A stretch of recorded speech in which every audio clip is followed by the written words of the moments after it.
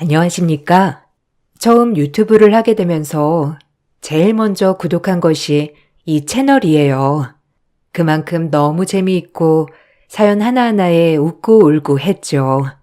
연초를 맞아 저도 용기 내어 제 이야기를 써볼까 합니다. 저는 올해 77세가 되었어요. 많다고 하면 많은 것이고 적다고 하면 적은 나이죠. 제 사연 또한 기가 막힌 사연이기에 한번 써보렵니다. 저에겐 아들 셋이 있고 며느리는 둘이 있어요. 어려서부터 부유한 집에 자라 외동딸이었기에 어렵지 않게 자라왔어요. 부모님이 돌아가신 뒤에는 모든 재산이 저에게 귀속되었기에 성인이 된 후에도 어렵지 않았죠. 지금은 돌아가셨지만 남편을 일찍 만나 아이 셋을 낳았어요. 큰애부터 작은애까지 모두 삼형제였죠. 나름 최선을 다해 키운다고 했지만 남편이 아이들 어려서 일찍 돌아가셨기 때문에 아버지에 대한 부재를 주었죠. 아마 모든 부모들이 그렇듯 아빠 없는 자식들을 보고 있는 게 얼마나 마음이 아픈 일인지 아실 겁니다. 그렇게 아빠는 없었지만 나름 최선을 다해 아이들을 돌보았지요. 다행히 친정 부모님의 유산이 굉장히 많았기 때문에 홀몸으로 아이 셋을 키우는 건 힘들지 않았어요. 그렇게 아이들이 성인이 되었고 나름 잘 자라주었다고 생각했지만 저만의 생각이었어요. 어느 날 첫째 아이는 결혼을 하겠다며 큰 며느리를 인사시켜 주었어요. 며느리를 보자마자 전 화색이 돌았답니다. 엄마, 결혼할 사람을 데려왔어요. 저기 국수집 명희 아시죠? 명희랑 결혼하려고요. 허락해 주실 거죠? 어머, 국수집 딸 명희? 명희라면 지금 버스 회사에서 격리하고 있는 친구 말하는 거 아니니? 아니, 어떻게 만났어? 안녕하세요, 아주머니. 아니, 이제 어머니라고 불러야 할까요? 최명희입니다. 승현 씨랑은 어쩌다 보니 만나게 되었어요. 큰아들이 데려온 며느리는 저희가 종종 가던 국수집의 큰딸이었어요. 항상 학교 갔다 오면 부모님을 도와 국수집에서 열심히 일을 하는 모습을 인상 깊게 보았기에 저는 명희가 첫 만남에 바로 마음에 들었어요. 명희네 집은 살림살이가 매우 어려웠기 때문에 중학교를 졸업하자마자 명희는 버스 회사에 격리로 취직을 하여 일을 하고 있었고 그 돈으로 동생들 학비를 대며 열심히 살아가는 처녀였어요. 솔직히 큰아들은 매번 돈도 흥청망청 쓰고 철딱서니가 없어 늘 걱정이었는데 현명한 명희라면 우리 아들을 잘 이끌어줄 것 같아 아주 마음에 들었어요. 학벌이 낮아도 아이는 순수하고 착하고 총명했으니까요. 아니, 명희야. 우리 아들이랑 어떻게 만나게 된 거니? 그래도 이렇게 인연이 닿았으니 우리 잘 지내보자. 고맙다. 아니에요. 어머님이 혹시나 절 마음에 안 들어 하시면 어쩌나 너무 걱정했는데 승현 씨는 대학교도 나오고 저는 고등학교도 못 나왔는걸요. 그래도 이렇게 반갑게 맞아주셔서 너무 감사합니다. 제가 최선을 다해서 어머니 모실게요. 학력이 다가 아니다. 네가 학교를 가고 싶어도 못 간 게 어디 네 잘못이니? 너한텐 잘못이 없어. 돈 없는 건 죄가 아니야. 그래도 어려서부터 부모님 모시고 도와주는 모습이 얼마나 기특하던지. 우리 아들이 너랑 결혼한다고 해서 정말 다행이라니까. 좋게 봐주셔서 감사합니다, 어머니. 어머님이 절 좋게 봐주신 것만큼 더 노력하고 더 잘할게요. 지켜봐 주세요. 며느리는 제 아들과는 다르게 밝고 싹싹했어요. 아무래도 어려서부터 어렵게 자라다 보니 돈도 흥청망청 쓰는 법도 없었죠. 아들들을 너무 오냐오냐 키운 탓에 셋 다 썩 마음에 들진 않았지만 큰며느리 명희는 제 마음에 쏙 든 며느리였습니다. 그런 며느리에게 저는 최선을 다해 잘해주었어요. 요즘 애들처럼 대바라지지도 않았고 오히려 제가 이렇게 잘해주면 잘해줄수록 명희는 고마워할 줄 알고 어른을 공경할 줄 알았죠. 문제는 아들이었어요. 하루가 멀다 하고 노름판에서 사고만 쳤으니까요. 아들은 결혼했다는 사실도 망각한 채 바람도 피우고 자기만 아는 철저한 이기주의였습니다. 그런 아들을 달래도 보고 애원도 해보고 혼내도 보고 별짓을 다 해도 이미 성인이 된 아들을 제가 어쩔 수는 없었죠. 그렇게 전 며느리 본낯이 없어졌어요. 엄마, 돈 좀 줘요. 이번에 못 먹으면 저 죽어요, 네? 마지막으로 그냥 조금만 꺼주세요. 제가 금방 갚을게요. 어차피 엄마 죽으면 다 우리 돈 되는 거 아니에요. 그러니까 좀 미리 준다 생각하고 좀 주세요. 저 진짜 빚쟁이 된다니까요. 야, 이놈의 자식아. 한두 번인 줄 알아? 대학교를 졸업했으면 번듯이 취업을 해서 앞가림할 생각을 해야지. 결혼까지 한마당에 지금 엄마한테 맨날 돈 달라고 하는 네가 양심이 있는 거냐? 어쩜 그렇게도 철이 없어, 어? 명의를 봐서라도 그러면 안 된다.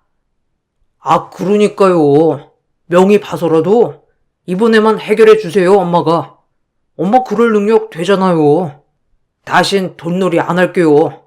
아, 마지막이에요. 아이고, 내가 진짜 제명에 못 살지. 어떻게 장남이 돼서 매번 엄마를 실망시키니? 내가 너한테 많은 걸 바래? 그냥 번듯이 취직해서 저 자식 잘 먹여 살리면 되는 것을 왜 그렇게 황된 꿈만 꾸는 거냐? 내가 나중에 너네 아빠 얼굴을 어떻게 보라고? 아들은 매일같이 노름판에서 사고를 치고 돈을 해달라고 했었죠. 마음 같아선 모른 척하고 싶었지만 결혼까지 한 마당에 이대로 두면 며느리까지 힘들어질까봐 매일을 그렇게 돈을 메꿔줬습니다. 그것이 잘못된 길이었죠. 그때 모른 척 했어야 했는데 한 번이 두 번이 되고 두 번이 세 번이 되다 보니 아들은 늘 저의 재산을 믿고 사고를 쳐댔죠. 어려서부터 어려움 없이 자란 아들은 돈에 대한 소중함을 몰랐고 마찬가지로 큰형을 보고 자란 나머지 아들들도 매한가지였어요. 정말 속상했어요. 그리고 이런 마음은 며느리에게까지 미안한 마음으로 이어졌었죠. 아들 하나 보고 들어온 며느리인데 매번 며느리 속을 상하게 했으니 어미 된 도리로 며느리 볼랏도 없었거든요. 하지만 며느리는 그런 저를 오히려 위로해 주었고 감싸 주었어요. 어머니, 이 사람 또 오늘도 안 들어오네요. 아휴, 어디서 뭘 하고 있는 건지 알아야 찾으러 가는데 죄송해요. 제가 좀 내조를 잘해야 할 텐데 제가 내조를 못해서 승현 씨가 밖으로 도나 봐요. 어쩌죠? 승현 씨 이대로 영영 안 오면? 그럴 리 없어. 네가 왜 죄송하냐? 자식 새끼 잘못 키운 내 잘못이지. 아휴, 너랑 결혼하면 정신을 차릴 줄 알았는데 어쩜 저 모양인지. 아니에요. 제가 이번에 승현 씨 오면 얘기 좀 잘해볼게요. 그래도 속은 나쁜 사람이 아니니까 우리 믿어봐요, 어머님. 며느리의 자책에 제가 더 미안한 하루하루였어요. 그렇게 시간이 흘렀고 이대로는 안 될 것 같아 며느리를 봐서 큰 아들에게 사업체를 하나 내주었어요. 큰 아들이 그렇게 하고 싶어 하던 프랜차이즈 빵집 하나를 차려주었죠. 그래도 아내도 있고 이제 아이도 낳아야 하니 자신이 원하는 걸 하나 하고 살면 책임감이라도 가질까 싶어서요. 처음 빵집을 차려주었을 때 열심히 할 것처럼 했죠. 하지만 시간이 지나고 아들의 천성은 여전했어요. 며느리에게 가게를 맡겨놓고 놀러 나가기 바빴거든요. 그런 모습을 보고 있자니 며느리에게 참 체면도 안 서고 실미로서 할 말도 없더군요. 그런 마음을 아는지 오히려 며느리는 저를 살폈죠. 장사는 잘 되니? 빵 하나 사러 왔는데 표정이 안 좋구나. 승현인 또 가게 맡기고 나간 거냐? 아유, 내가 못 살아. 어머, 어머님 오셨어요? 그이 잠깐 나간 거예요. 요새 손님도 늘고 단골도 많이 생겨서 바빴거든요. 어머니, 빵 드릴게요. 아유, 괜히 너 고생하는 거 아니냐? 이런 거 한다고 그네가 설치지만 않았어도 네가 고생하진 않았을 텐데 널 볼 면목이 없어. 어머, 어머니 무슨 소리예요? 어머님 아니었으면 저희 밥벌이도 힘들었을 거예요. 그래도 매출이 꾸준해서 지금은 좀 나아요.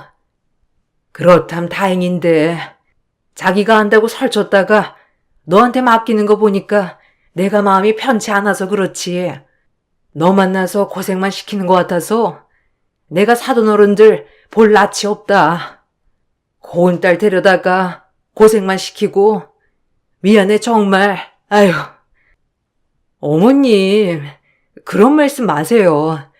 그래도 이렇게 안정적으로 어머님 덕분에 살 수 있는 게 얼마나 행복한 건데요. 그리고 요새 승현 씨도 집에는 꼬박꼬박 들어오니까 좀 나아요. 그러니까 걱정 붙들어 매세요. 이제 오히려 제가 죄송하죠. 이젠 효도도 해야 하는데. 괜히 걱정하는 저에게 어머님 때문에 감사하다고 늘 말하는 며느리였습니다. 얼마나 고맙던지. 뱃속으로 낳은 자식들보다도 제 마음을 알아주는 건 며느리뿐이었습니다. 철도 일찍 들고 배려도 얼마나 잘하는지. 그러다 문득 며느리의 오래된 고민을 알게 되었어요. 쌀을 사러 가는데 쌀집에서 저에게 말해준 것이지요. 그 말을 듣고 바로 아차했어요. 얼마나 아무한테도 말도 못하고 끙끙 앓았을까. 어머, 사모님 나오셨어요? 아유, 명희는 그 집에 시집가서 신수가 확 폈던데 어떻게 사모님네 시집을 가게 됐는지 복이라니까요. 아유, 내가 복이죠. 명희 같은 며느리를 얻게 되었으니 얼마나 착하고 야무진지 며느리 복은 내가 있다니까요. 아, 그런데 명희네는 명희 시집가고 애들 학교도 못 가게 생겼으니 아주 그 집 친정엄마 낯빛이 어두워요. 아, 그래요? 제가 그 생각을 못했네요, 미처. 학교도 못 가고 명희가 생활비를 댔을 텐데 이제 생활비를 못 보내니까 그렇기도 하겠네요. 말씀해 주셔서 고마워요, 사장님. 사장님 아니었으면 아마 전혀 생각도 못하고 있었을 거예요. 고마워요. 가난한 집 장녀의 며느리는 학교도 못 가고 일찍 취업하면서 친정이 생활비를 보태어왔는데 우리 집에 시집을 오면서부터 친정이 생활비를 보탤 수 없었던 것이죠. 그러면서 동생들도 학교를 못 다닐 위기에 놓였다고 들었어요. 어찌나 가슴이 아프던지 며느리를 불렀죠. 그리고 냉큼 도와주겠다고 했어요. 며느리는 처음에 거절했지만 저의 완고한 고집에 꺾였죠. 명희야, 혹시 돈 필요하지 않니? 내가 너 시집 올 때 많은 것도 못 해주고 뭐 하나 크게 해주고 싶은데 돈으로 해줄까 해. 어머, 어머니, 시집 올 때 폐물들 많이 해주셨잖아요. 더 이상은 괜찮아요. 오히려 저희가 해드려야죠, 어머니한텐. 그게 사실 오늘 쌀집한테 얘기 들었어. 네 동생들도 공부 이제 못한다고 하더라. 집도 많이 어렵고 괜찮은 거야? 제 말이 끝나자마자 엉엉 눈물을 쏟는 며느리였어요. 그 눈물이 어찌나 서러워 보이던지 제 마음까지 찢어놨죠.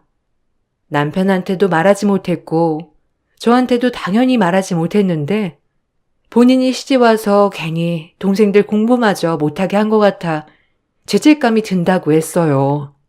그리고 친정 부모님들도 몸이 안 좋아 국수집을 오래 운영할 형편도 안 된다고 말이죠. 미리 알았어야 했는데. 어머니, 죄송해요.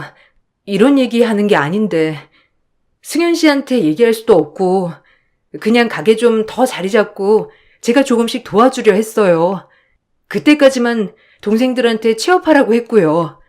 제가 중졸이라 동생들은 공부를 꼭 시키고 싶었거든요. 이런 얘기 진작 가지 그랬냐? 우리 집에 시집와서 네가 승현이 때문에 마음고생을 얼마나 해? 미안하다. 진작 알아줬어야 했는데. 아니에요, 어머니. 신경 쓰지 마세요. 친정일은 제가 알아서 할게요.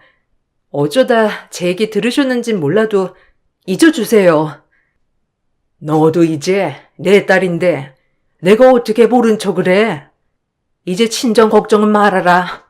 좋은 것만 생각하고 좋은 것만 보고, 정 그런 며느리 이야기를 듣고도 모른 척 할 수 없어 며느리의 집을 돕기로 했어요.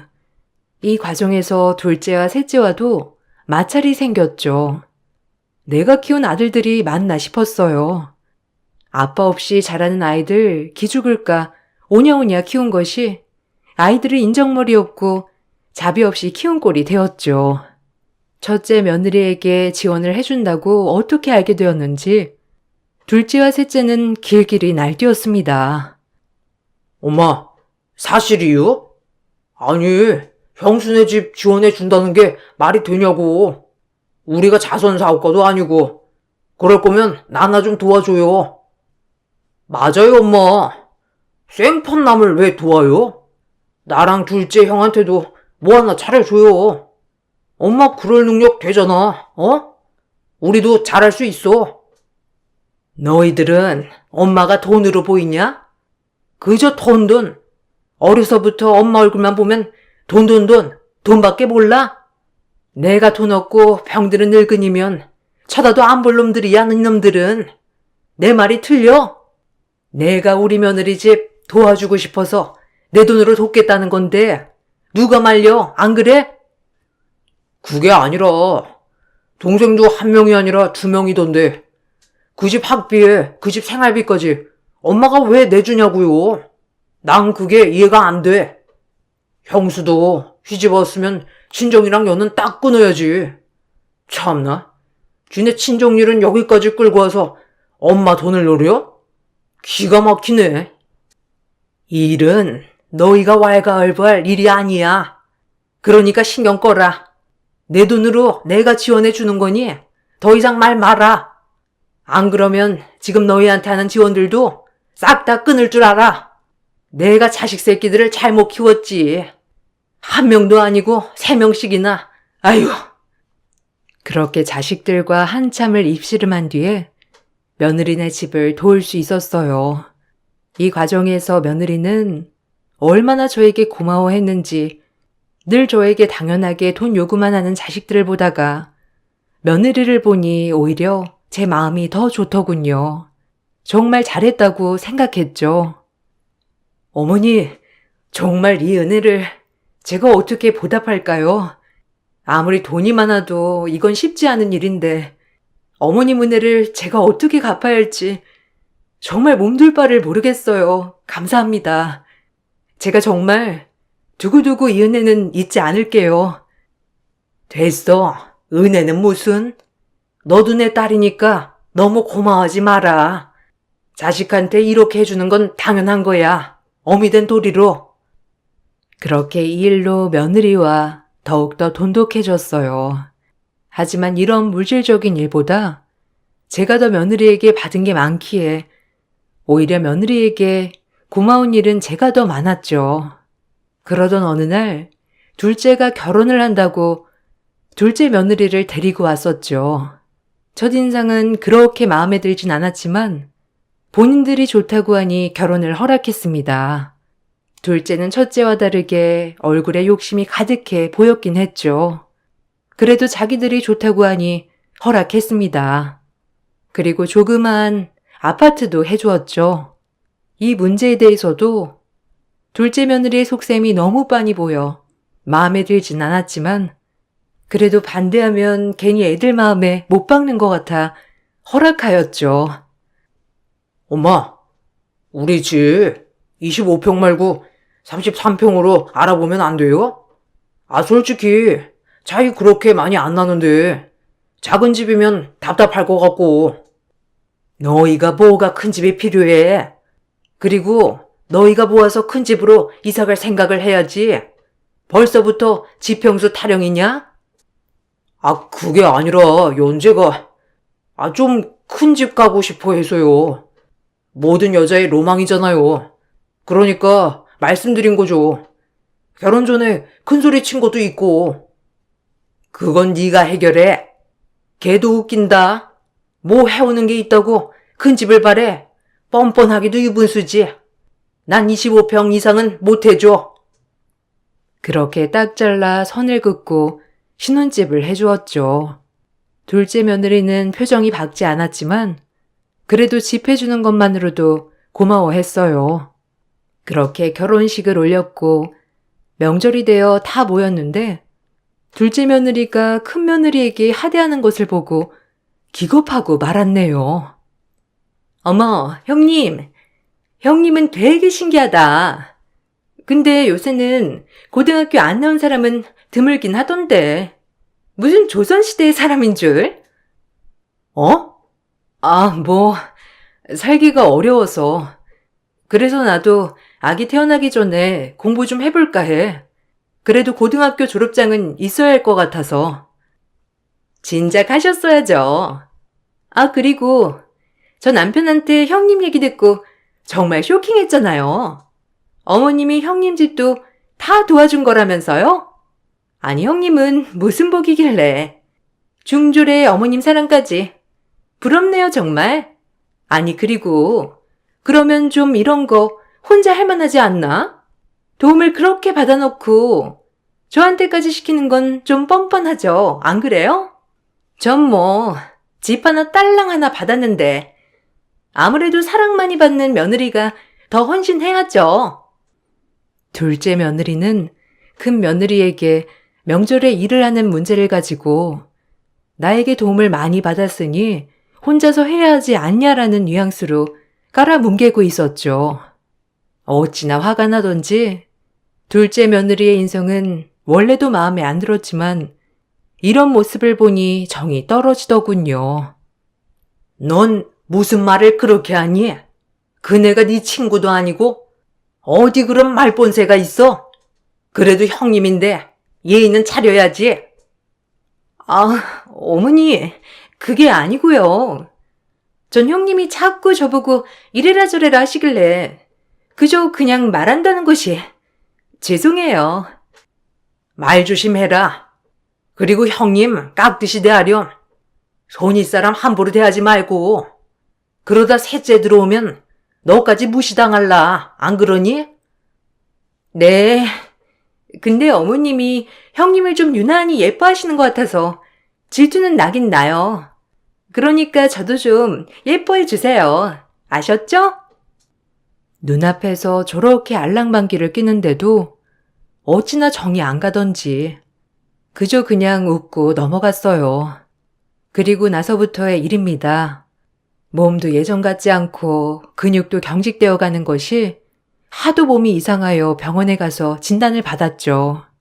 병원을 가서 진단을 받아보니 파킨슨 병이라고 하더군요. 아직은 초기 단계이고 약물 투여를 하면 괜찮아진다고 하지만 걱정이 많이 되었어요. 점점 진행하는 병이기도 하고 나중엔 걷기도 힘들어진다고 하니 덜컥 겁부터 나더라고요. 제 병은 어느새 제 아들들에게 큰 부담이 되어 가고 있었습니다. 아무리 요새 약물이 잘 나왔다고 하지만 점점 탱하실 텐데 어쩌냐? 누가 보실지부터 얘기해야 하지 않겠소? 병 들어가는 노인을 그냥 혼자 둘 순 없잖아. 그래도 누가 보셔야 될 것 같긴 한데 어떻게 생각해 다들? 난 일단 가게 때문에 좀 안 될 것 같기도 하고. 무슨 소리야? 장남이 모셔야지. 그리고 우린 이제 신혼인데 어떻게 어머니를 모셔와? 안 그래?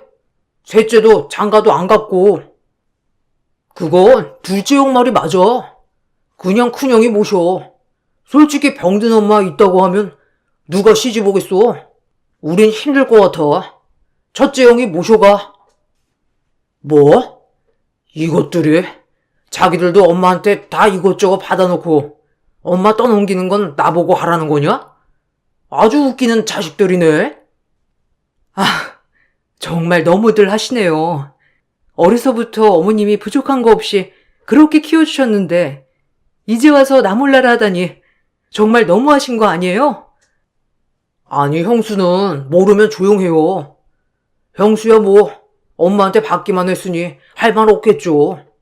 아, 너도 큰형이 모셔야겠네. 안 그래? 제가 모실게요. 여보, 내가 모실게. 더 이상 아무 말도 하지 마. 제가 모시면 됐죠? 정말 너무들 하시네요. 아니, 형님이 당연히 모셔야죠. 생판남인데 그렇게 도움받고 그럼 나 몰라라 하실 거였어요? 참나 뻔뻔하기도 하여라. 제가 방에 있을 때 이렇게 거실에서 이야기를 나누고 있는 자식들을 보고 있자니 마음이 미어져 왔습니다. 전 결국 첫째 며느리의 뜻에 따라 첫째네 집에 가게 되었죠. 오히려 같이 살아보니 심성이 고운 것이 정말 많이 느껴졌고요. 내가 배 아파 낳은 자식들보다 이렇게 날 지극정성으로 모실 수 있다는 게 너무 감동적이었어요. 아침, 점심, 저녁 반찬 하나 겹치지 않고 철이면 철마다 맛있는 것을 얼마나 많이 해줬던지 너무 고마웠죠. 그리고 조금 늦게 첫째네에 아이가 생겼어요. 몸도 무거워진 며느리가 나까지 케어할 생각에 얼마나 힘이 들까 생각하며 마음이 너무 무거웠죠.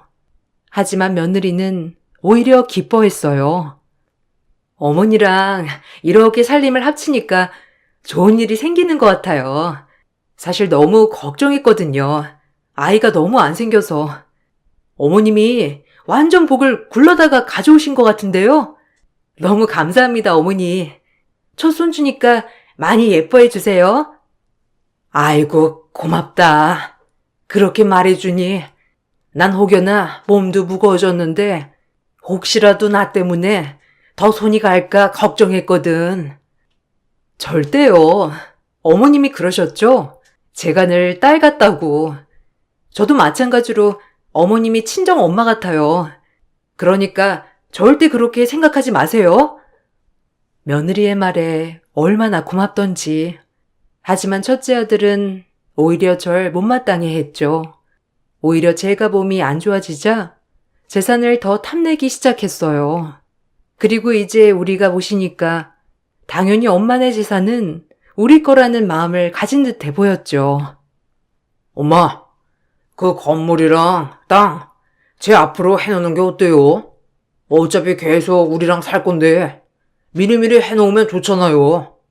애들한테도 빨리 말해야 미련을 안 가질 거고, 안 그래요? 그냥 빨리 엄마가 내 앞으로 해놨으면 좋겠는데, 미리미리.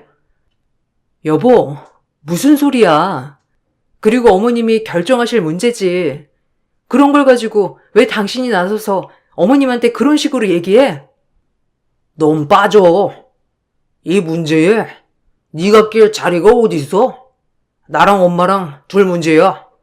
어차피 엄마 돌아가시면 재산 싸움 날 것 같은데 미리 해주시면 좋잖아. 애들 말도 못하게.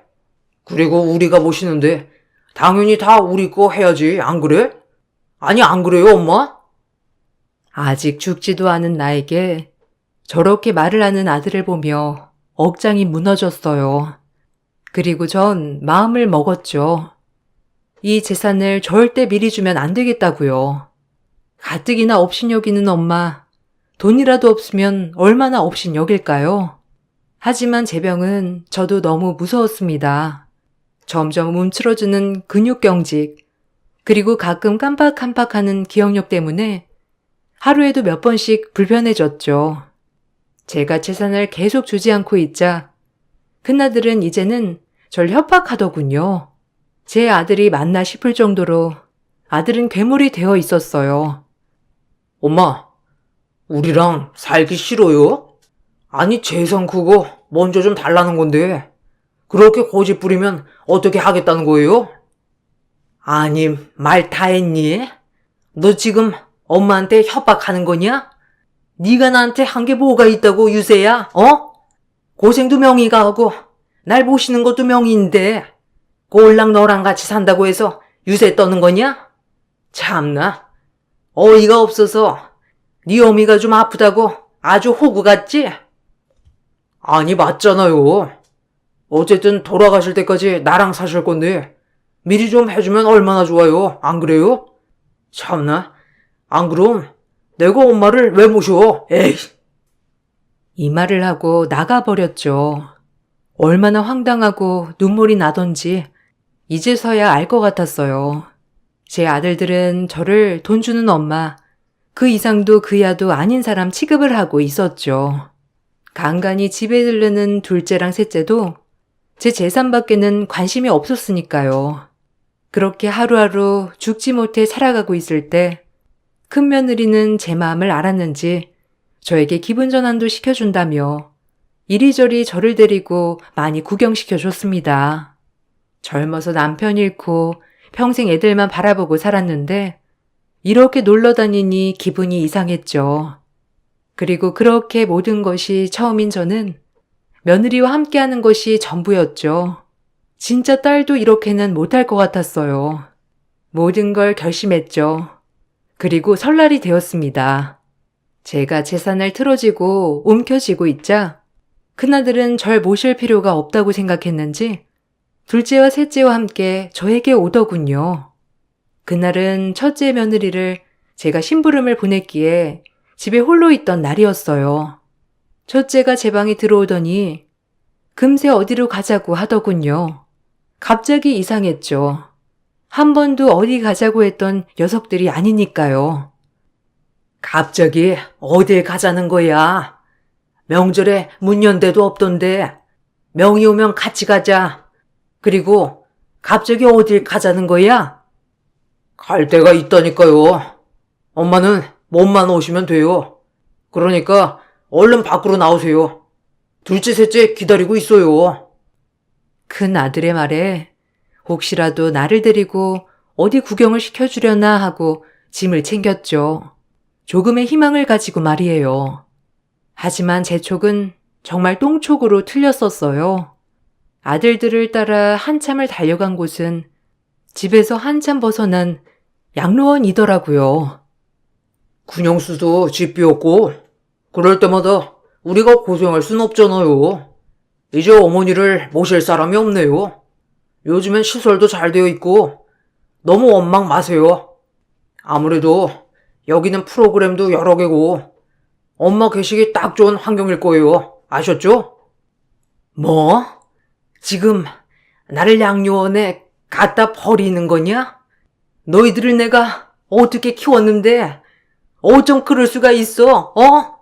이 어미가 뭘 그렇게 잘못했냐? 안 그래? 아비 없이 너희가 원하는 거 하고 싶은 거 다 하게끔 키웠다. 내가 왜 이런 취급을 받아야 해?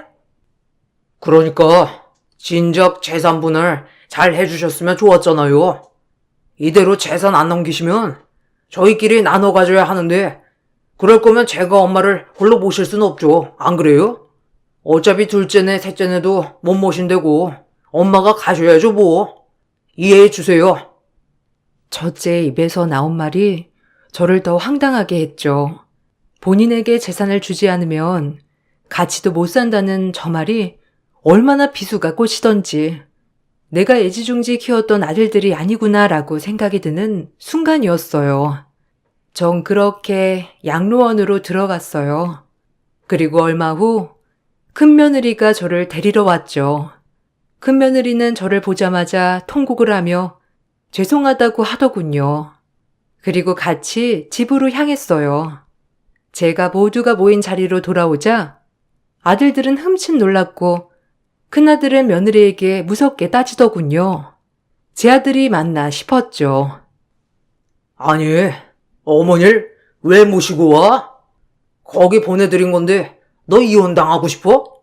착한 척 좀 하지 말라니까. 네가 상관할 게 아니야. 인간 같지도 않은 놈. 어떻게 어머니한테 내가 왜 설에 자리 비웠는지 모르겠지? 어머니, 본부대로 했습니다. 그래, 됐다. 고마워, 명희야. 너 아니었으면 정말 어떻게 살았을까 싶다. 너만이 내 자식이구나. 내가 마음먹은 게 맞았어. 전 제가 가진 모든 재산을 사회에 환원했어요. 그리고 이 일을 제 며느리가 도와주었고요. 그래서 설에는 이리저리 봉사단체와 후원단체를 만나고 다니느라 정신이 없어 자리를 비운 것이죠. 그리고 재산을 기부한 나머지 건물 하나를 며느리 이름으로 남겨주었습니다. 며느리는 한사코 되었고 이것마저도 기부하자고 했지만 평생 며느리에게 받기만 한 것 같아 마지막 선물 하나를 주고 싶었죠. 이 모든 것을 며느리는 다 알고 있었습니다. 그리고 제 소원을 며느리는 다 들어주었죠. 내가 죽으면 이 재산을 너네 셋이 나눠 가져야 한다고 그것마저도 불만이었지? 너네 불만 안 생기게 다 헌언했다, 사회에. 그리고 이제 너네는 나 안 봐도 좋아. 아니, 이제 내가 너네 안 볼란다. 이미 내가 살 집도 다 마련해 놨어. 나머지 강남 건물 하나는 명희한테 넘겼어. 나쁜 것들. 아비 없이 철저히 희생만 한 나한테 너네가 어찌 그럴 수가 있어? 안 그래? 이제 엄마는 너네한테 미련 없어. 그리고 당신은 나랑 이혼해. 더 이상 당신 같은 사람이랑 한 입을 덮고 못 살아. 알겠어? 어머님은 내가 잘 모실게. 그러니 걱정 마. 뭐? 당신? 아니 왜 그래? 그리고 엄마 무슨 말이에요? 환원이라뇨? 그 많은 재산을 지금 저희 안 주고 다 환원했다는 거예요? 그래. 이제 너네 힘으로 살아. 엄마한테 바라지 말고 알겠니?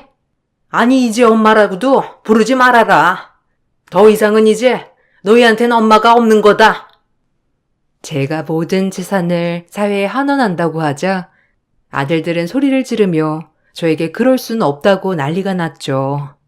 그리고 큰아들은 그 자리에서 충격을 받았는지 쓰러졌더라고요.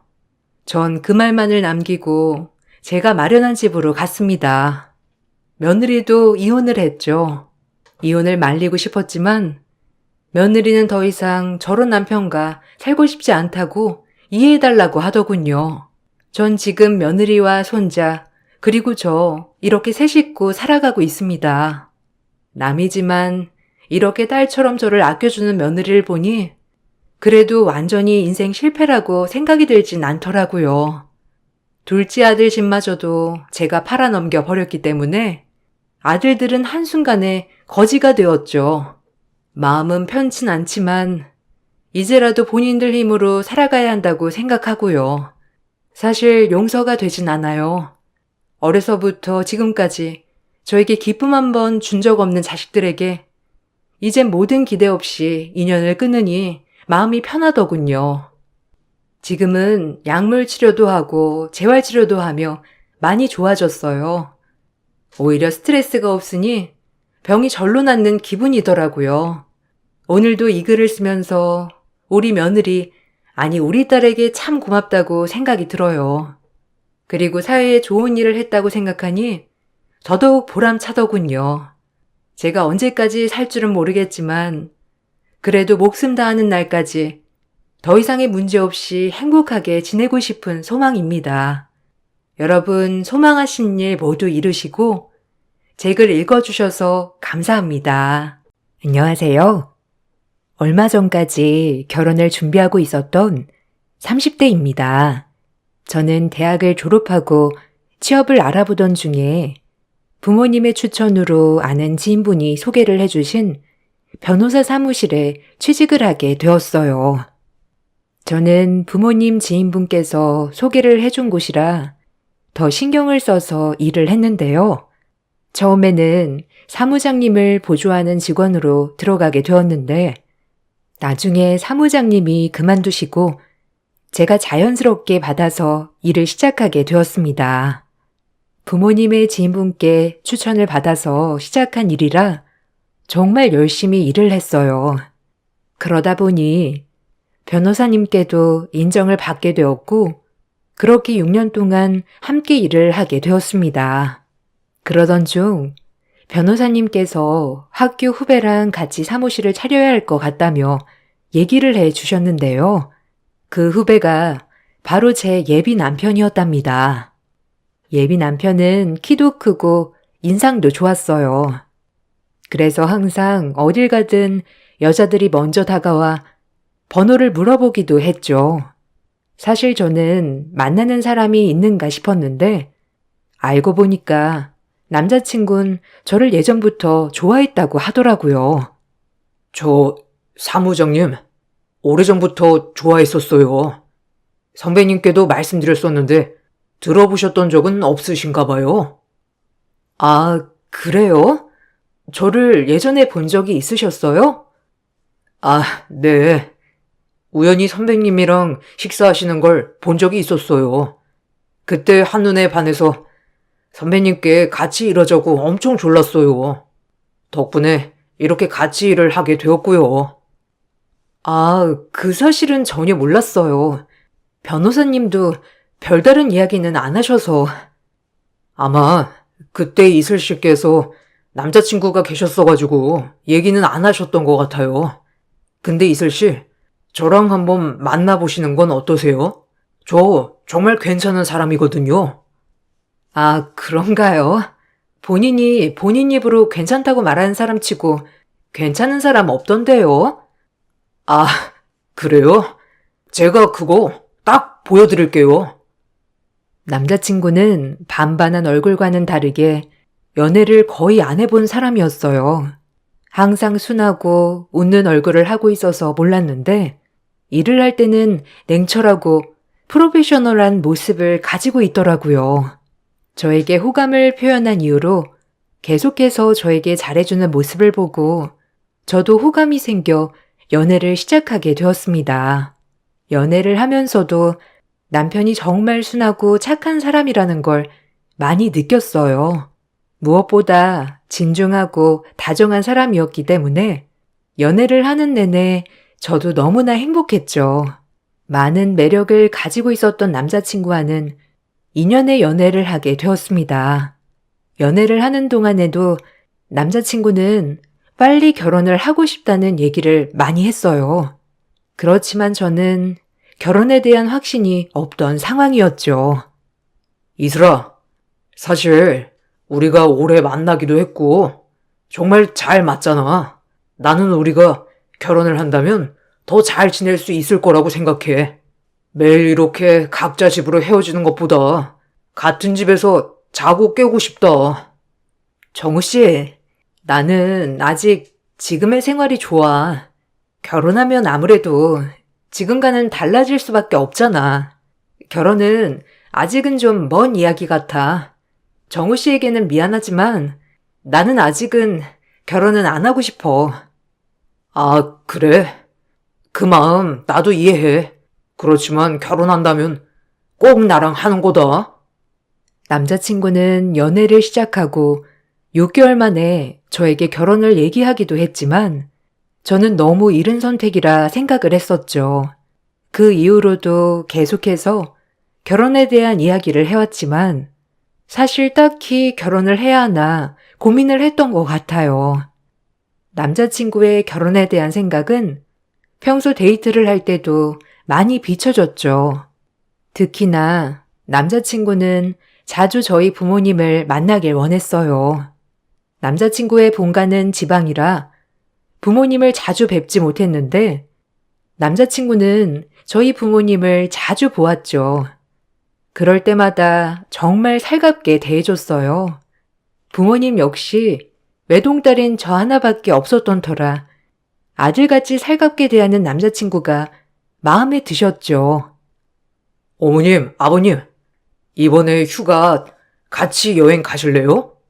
요즘 여행 코스로 나오는 게 많더라고요. 어차피 이슬이랑 저랑 휴가는 맞춰서 쓸 건데 어머님, 아버님도 같이 가시면 좋을 것 같아서요.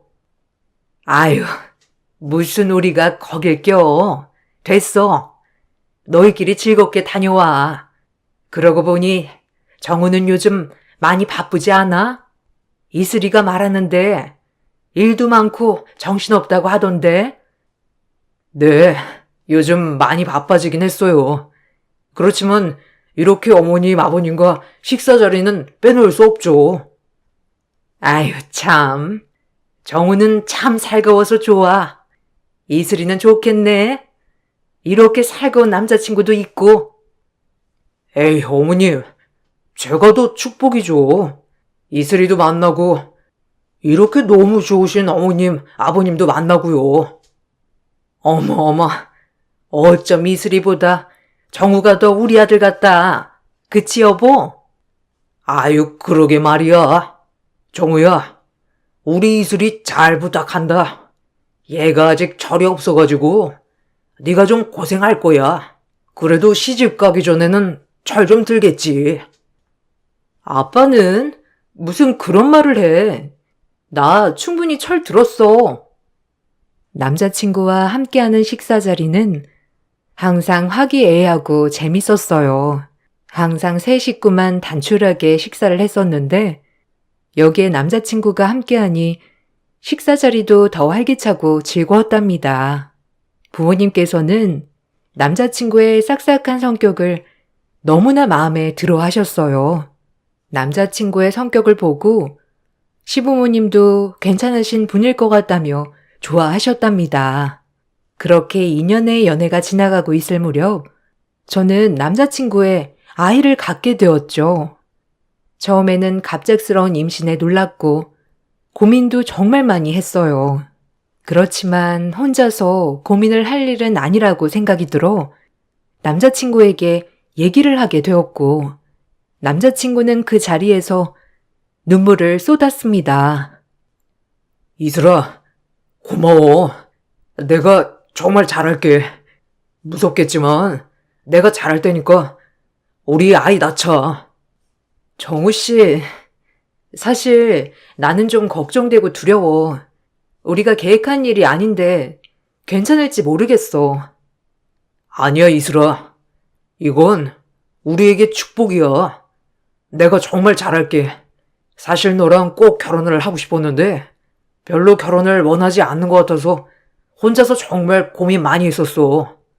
그렇지만 이렇게 임신을 하게 되니 이건 우리에게 또 다른 출발을 말하고 있는 것 같아. 아이 낳자. 나랑 결혼해줘. 정우 씨, 나 너무 걱정되고 두렵지만 정우 씨 믿고 함께 해볼게. 남자친구는 자신과 결혼을 해달라고 프로포즈를 했고 저는 이 사람과 결혼을 하게 되면 행복하게 살 수 있을 거란 생각이 들었습니다. 연애하는 내내 크게 다퉈본 적도 없었고 서로 의견이 안 맞더라도 대화로 잘 풀어나갔기 때문이었어요. 생각도 비슷하고 가치관도 비슷해서 결혼 생활은 행복할 수 있겠다는 생각이 들었죠. 당연히 우리 집에서는 결혼을 대찬성하셨습니다. 제가 임신을 했다고 하니 무척이나 좋아하셨어요. 문제는 한 번도 저를 보지 않았던 시댁이었죠. 연애를 하는 동안 한 번도 시댁 식구들을 본 적이 없었기 때문에 걱정이 앞섰어요. 남자친구는 자신이 먼저 이야기를 해보겠다고 말을 했습니다. 그렇지만 몇 주가 지나도 남자친구는 저에게 시댁 식구들을 보자는 얘기를 하지 않았어요. 걱정이 된 나머지 저는 참지 못하고 남자친구에게 먼저 물어보게 되었습니다. 저기 정우 씨, 혹시 시댁에서는 별말 안 하셔? 그래도 배가 더 나오기 전에는 한번 뵙는 게 좋을 것 같아서. 아, 그게 말이야. 이슬아, 오해하지 말고 들어.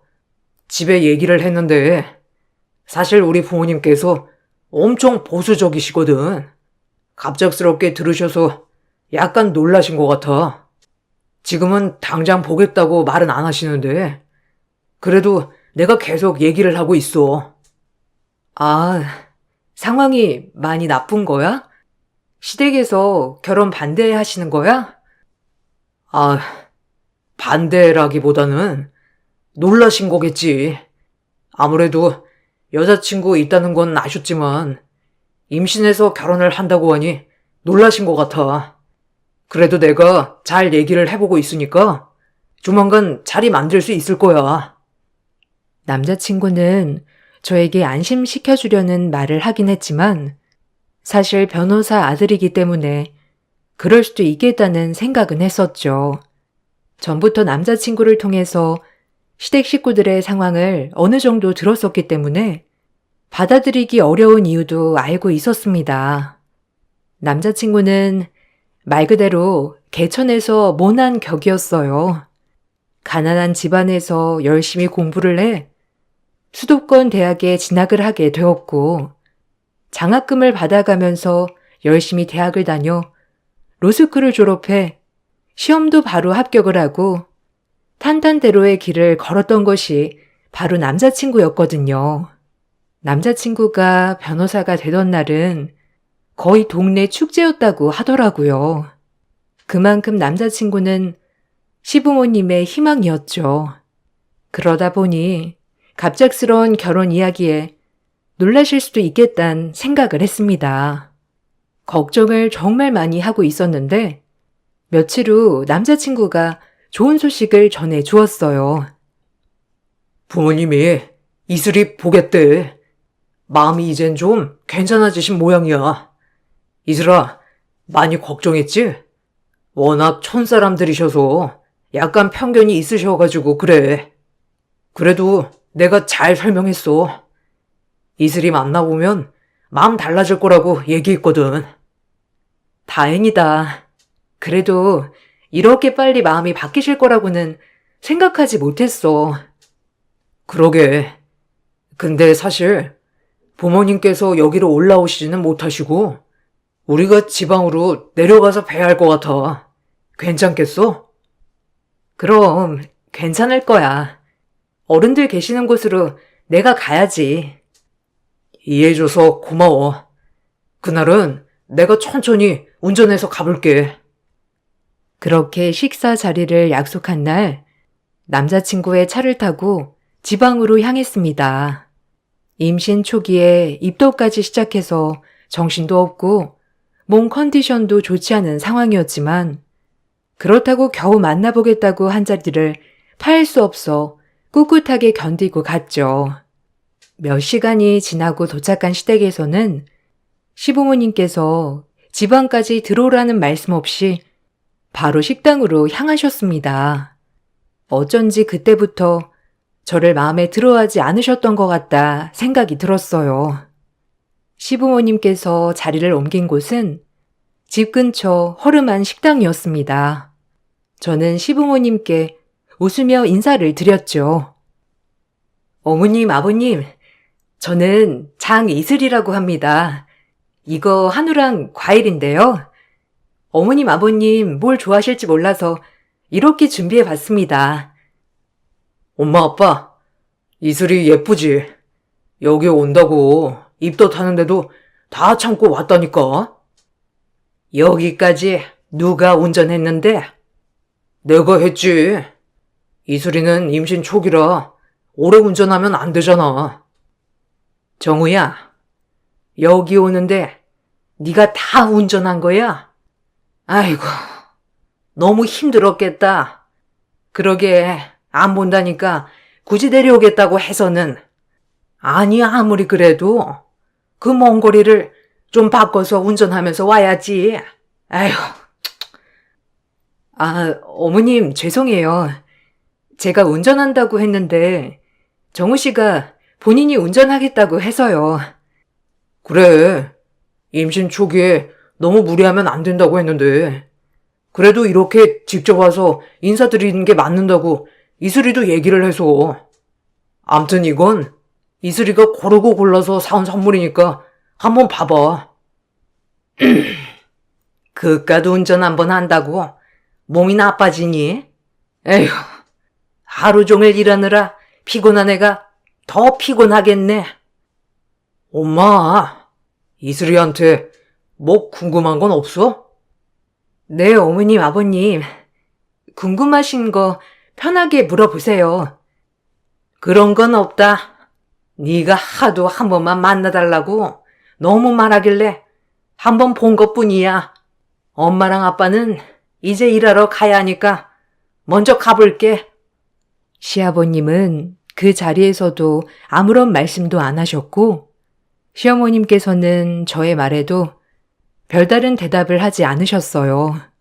남자친구 혼자 고군분투하면서 분위기를 풀어보려고 했지만 잘 풀리지 않았고, 그렇게 어색한 식사 자리는 끝이 나게 되었습니다. 시부모님은 바쁘다며 가야겠다고 하고 바로 나가셨고, 저는 부랴부랴 인사를 했죠. 그렇지만 그 인사도 받아주지 않으신 채 아들한테만 살갑게 인사를 하고 나가셨습니다. 그때 저는 시부모님이 나를 정말 마음에 들어하지 않는다는 걸 알게 되었어요. 식사 자리가 끝나고 올라오는 내내 남자친구는 저에게 사과를 했습니다. 아, 부모님께서 이렇게 하실 줄 정말 몰랐어. 미안해, 이슬아. 약간 충격이긴 하지만 괜찮아. 어느 정도 생각은 하고 있었어. 우리 엄마 아빠가 약간 편견이 있으셔. 그래도 이번 한 번 봤으니까 다음에는 좀 더 편하게 볼 수 있지 않을까? 그러길 바라야지. 어머님, 아버님은 날 정말 별로 마음에 들어하는 건 아니셨어. 미안해. 엄마 아빠가 약간 고지식하신 분들이라 그래. 어릴 적부터 아들이 최고라고 생각을 하시고 사셨다 보니 쉽게 바뀌지 않으신가 봐. 그래도 이렇게 만나러 나오셨으니 그것만으로도 수학이긴 하지. 앞으로는 내가 정말 노력을 해볼게. 오늘 정말 고마워. 고생 많았어. 입도 또 하는데 몸도 힘들었을 테고. 괜찮아. 그래도 이렇게 정우 씨 부모님 뵈니 다행이다. 큰 성과 없이 집으로 돌아오게 되었지만 그 이후의 앞날은 저도 예상하지 못했었죠. 집에 온 후 며칠 후 갑자기 저에게 시어머니가 전화를 하셨습니다. 처음에는 놀라서 받았는데 갑자기 저에게 만나자고 요청을 하시더라고요. 나 정우 엄마예요. 이번에 그쪽으로 올라갈 일이 있어서 올라가는데 혹시 만날 수 있어요? 네, 어머님. 저는 시간 괜찮아요. 어머님 편하신 곳에서 만나요. 아니요. 그냥 내가 데리러 갈게요. 운전하고 올라갈 거라서 가다 보면 점심은 넘을 텐데 점심 이후에 시간 되겠어요? 네, 괜찮습니다. 어머님 올라오시고 연락 주시면 저도 바로 맞춰서 나갈게요. 시어머니께서는 별말은 안 하시고 저에게 시간을 내서 보자고 하셨습니다. 그날 이후로 남자친구에게도 별다른 말이 없었다는 것을 들었었는데 갑자기 전화를 해 오셨다는 사실에 놀라서 바로 남자친구에게 전화를 해 이 사실을 얘기했죠. 정우 씨, 아까 누가 전화왔는지 알아? 어머님, 나한테 전화하셨어. 정말 깜짝 놀라가지고 사실 무슨 말을 했는지도 모르겠다. 아, 엄마가 전화번호 알려달라고 했는데 바로 전화했구나. 그래, 이슬이 한번 보면 그 매력에서 빠져나올 수가 없지. 그래서 내가 딱 한 번만 만나달라고 한 건데 벌써 엄마 마음을 휘어잡았나 보다. 그런가? 그래도 갑자기 시간 내서 만나자고 하시니 좀 걱정이 되긴 하네. 걱정돼? 아, 그러면 내가 같이 만날까? 엄마한테는 내가 전화해서 잘 말할게. 아니야. 그래도 할 말이 있으시니까 정호 씨한테 별말 안 하고 나한테 만나자고 하신 거겠지. 일단은 이번에 나만 어머니 만나볼게. 그래, 별말은 안 하실 거야. 나도 처음에 이슬이 전화 달라고 하길래 약간 걱정했거든. 그래서 그냥 나랑 같이 만나자고 했는데 임신도 하고 그랬으니 여자끼리 할 말이 있다고 하면서 번호를 알려달라고 하시더라고. 별말은 안 하실 것 같아. 저는 남자친구의 말에 시부모님께서 나에 대한 생각이 약간은 풀리신 게 아닌가 생각이 들었습니다. 그렇게 약속을 한 날이 오게 되었고, 저는 시어머님과 만나게 되었습니다. 시어머니의 차를 타자마자 어딘가로 바로 이동을 하시더라고요. 어머님, 감사해요. 이렇게 만나자고 해주셔서. 뭐, 괜찮아요. 나도 뭐 물어보려고 만나자고 한 거니까. 아, 무슨 하실 말씀이라도 있으신 거세요? 나는 정우 정말 힘들게 키웠어요. 정우 동생들도 있긴 하지만 정우는 더 어려운 시기에 낳아서 더 힘들게 키웠다고. 정우는 알아서 공부도 잘했고 학원 하나 보내지 않고서도 로스쿨까지 갈 수 있었어요. 이런 거 다 알고 있나요? 아, 네. 정우 씨에게 들었습니다, 어머님. 아버님께서도 정말 자랑스러워 하신다고요. 정우는 우리 집 자랑거리고 보물이에요. 정우가 공부만 해서 연애를 많이 해보지 않아. 아직 현실을 많이 몰라요. 그렇지만 똑똑한 아가씨는 현실을 잘 알고 있을 거라 생각을 해요. 네? 무슨 말씀을 하시는 건지 저는 잘 이해가 되지 않네요. 사실 처음 아들이 연애를 한다고 했을 때는 워낙 연애를 많이 안 해봐서 그냥 아무나 만나나 보다 생각을 했어요. 특히나 결혼이란 건 나도 전혀 생각하지 않았었고요. 그런데 갑자기 여자친구가 임신을 해서 결혼을 하겠다고 하니 나도 정우 아빠도 무척이나 놀랬어요. 아, 네, 이해합니다. 정우 씨가 한 번도 속 썩인 적 없다고 했어요. 맞아요. 한 번도 내 말에 반대한 적도 없었어요. 그런데 이번에 결혼을 반대한다고 하니 정우가 연을 끊겠다면서 얘기도 했어요. 네? 정우 씨가 가족들이랑 연 끊겠다고 했다고요? 그래요. 정우는 정말 착하고 순한 아들이었어요. 그런데 그쪽 만나고 나서는 달라졌어요. 시어머니는 차를 타고 이동하면서 계속해서 이야기를 하셨습니다. 아들을 정말 정성으로 키웠고, 저와 연애를 시작하고 난 후로 아들이 변했다는 얘기를 하셨어요. 처음에 저에게 하는 얘기가 이런 게 맞나 싶었는데, 시어머니의 차가 멈춘 곳을 보니 왜 그런 얘기를 꺼내셨는지 이해가 되었습니다. 시어머니는 산부인과 앞에 차를 세우셨어요. 나보다 더 소중한 아들이기 때문에 사실 아들이 고집을 부리면 어쩔 수 없이 들어줘야 하는 상황이에요. 그렇지만 그쪽은 똑똑하고 현실도 잘 알고 있으니 내 마음 이해할 거라 생각을 합니다. 네? 그게 무슨 말씀이신지. 아이, 지워줘요. 정우한테는 자연유산 되었다고 하고 제발 아이 지워줘요.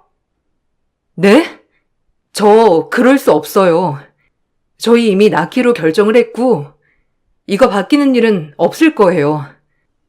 왜 바뀌지가 않아요?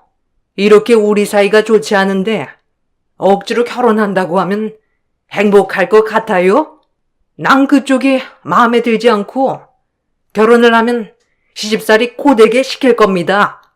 그러니 지금부터 포기하고 각자의 길을 가자고요. 어머님, 이건 저랑 정우 씨가 결정한 일이에요. 아무리 얘기를 하셔도 저희는 나을 겁니다. 어른이 말하는데 뭐 하는 거야? 당장 내려!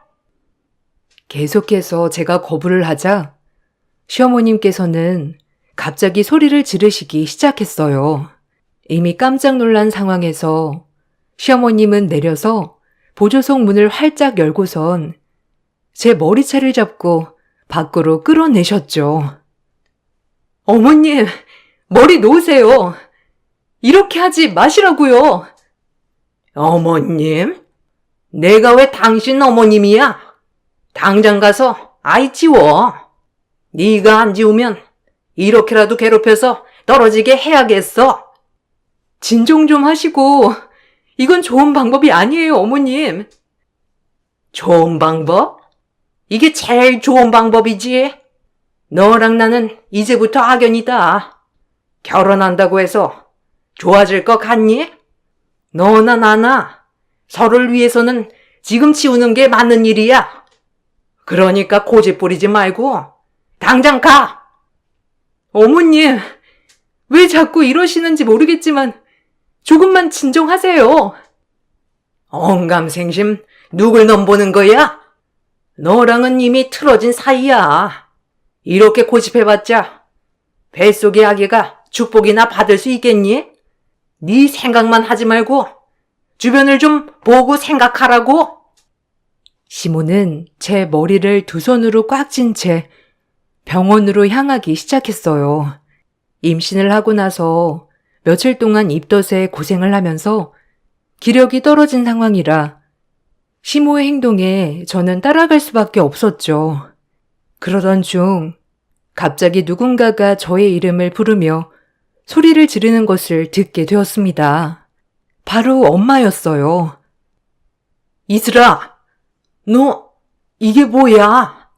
당신 뭐야? 이건 놔! 아, 이 여자 엄마 되는 사람이에요? 잘 됐네. 나 정우 엄마입니다. 정우? 정우 어머님 되세요? 아니 근데 왜 우리 딸 머리채는 잡습니까? 아니 급도 낮은 애가 감히 저희 아들 애를 임신했다고 하는데 제가 이렇게 머리채 잡는 것으로 끝내는 게 다행이라고 생각해야죠. 딸 교육을 도대체 어떻게 시키셨길래 임신했다며 결혼하자고 졸라댑니까? 착각하시는 모양이신데요. 결혼은 그쪽 아드님이 먼저 하자고 한 겁니다. 그리고 결혼을 왜 부모님이 결정하나요? 그건 애들이 직접 결정을 할 일이지 부모가 결정할 일은 아닌데요. 그쪽 딸은 뭐 아무나 결혼해도 괜찮은 모양인데 저는 아닙니다.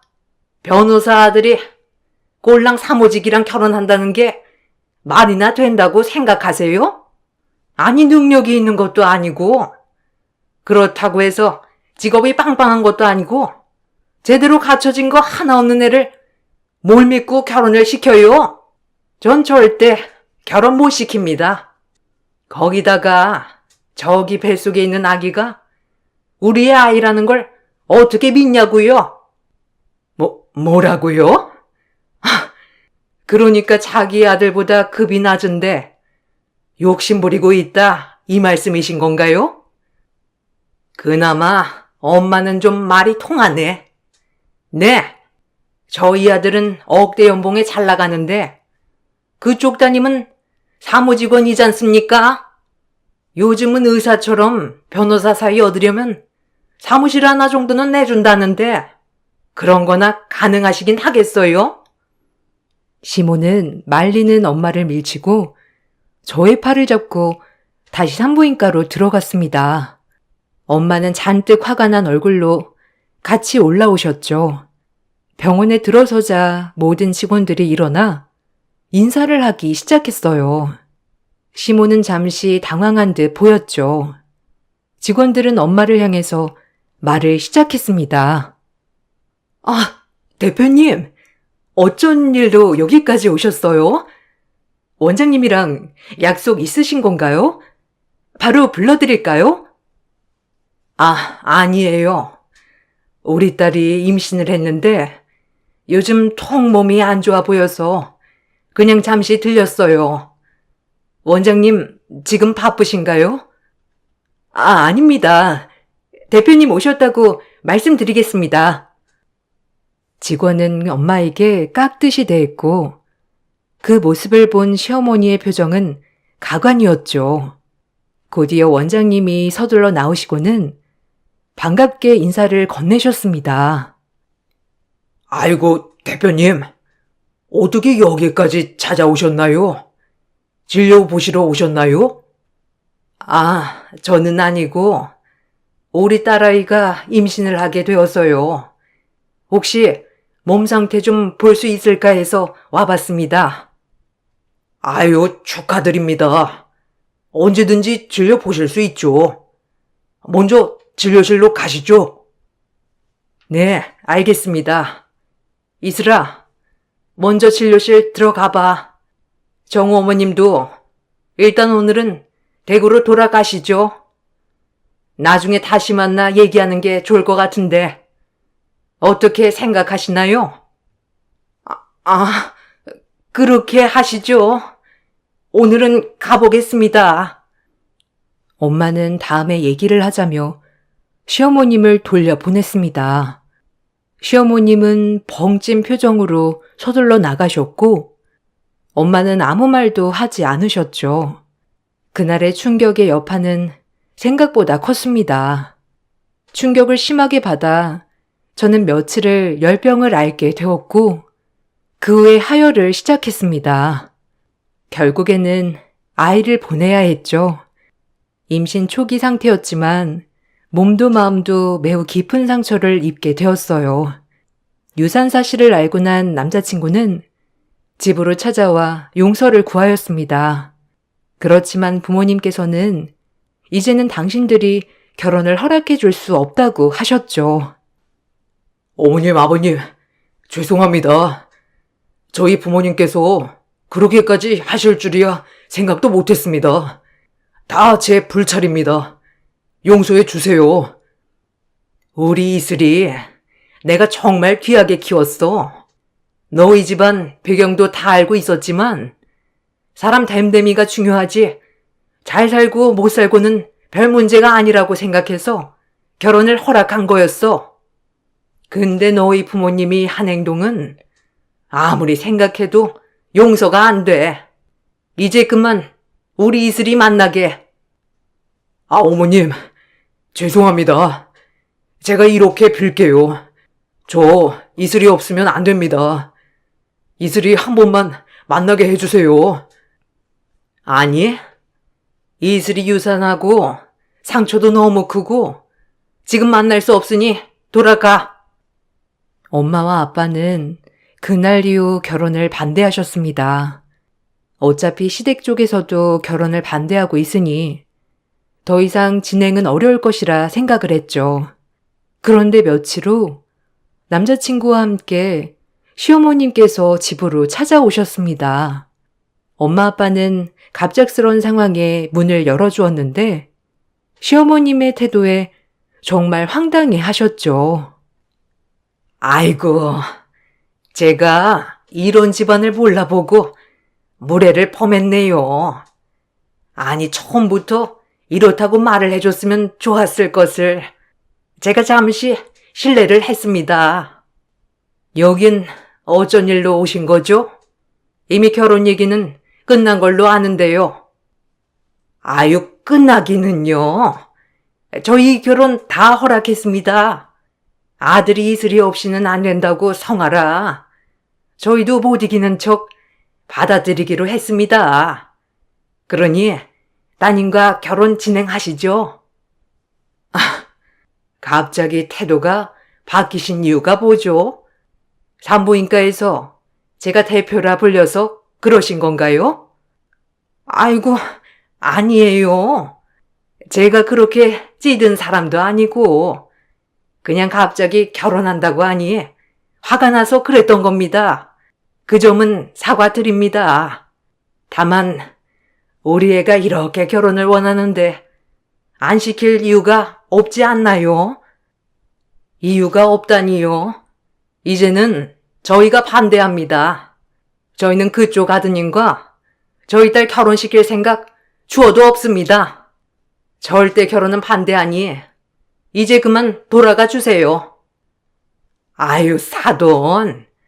다시 한번 생각해 주세요. 사실 엄마라면 이런 거 다 이해하시지 않습니까? 누구라도 갑자기 임신했다고 결혼하겠다고 하면 저처럼 행동했을 겁니다. 그러니 다시 한 번만 생각해 주세요. 그런 말씀 하시는 거 보니 그때 행동이 정당하다 생각하시는가 보네요. 더더욱이 안 되겠으니 돌아가세요. 시어머니는 그때 이후로 우리 집 뒷조사를 한 모양이었어요. 사실 저희 집은 부족하지 않을 정도로 잘 사는 집안이었습니다. 강남에도 건물 몇 채가 있을 정도였고 사업도 잘 되고 있었죠. 시어머니가 저를 데리고 갔던 병원 역시 엄마가 관리하고 있는 건물이었죠. 그 사실을 알고서는 시모의 태도가 싹 바뀌었던 것입니다. 엄마 아빠의 태도가 강경하자 시모는 갑자기 저에게 연락이 오기 시작했어요.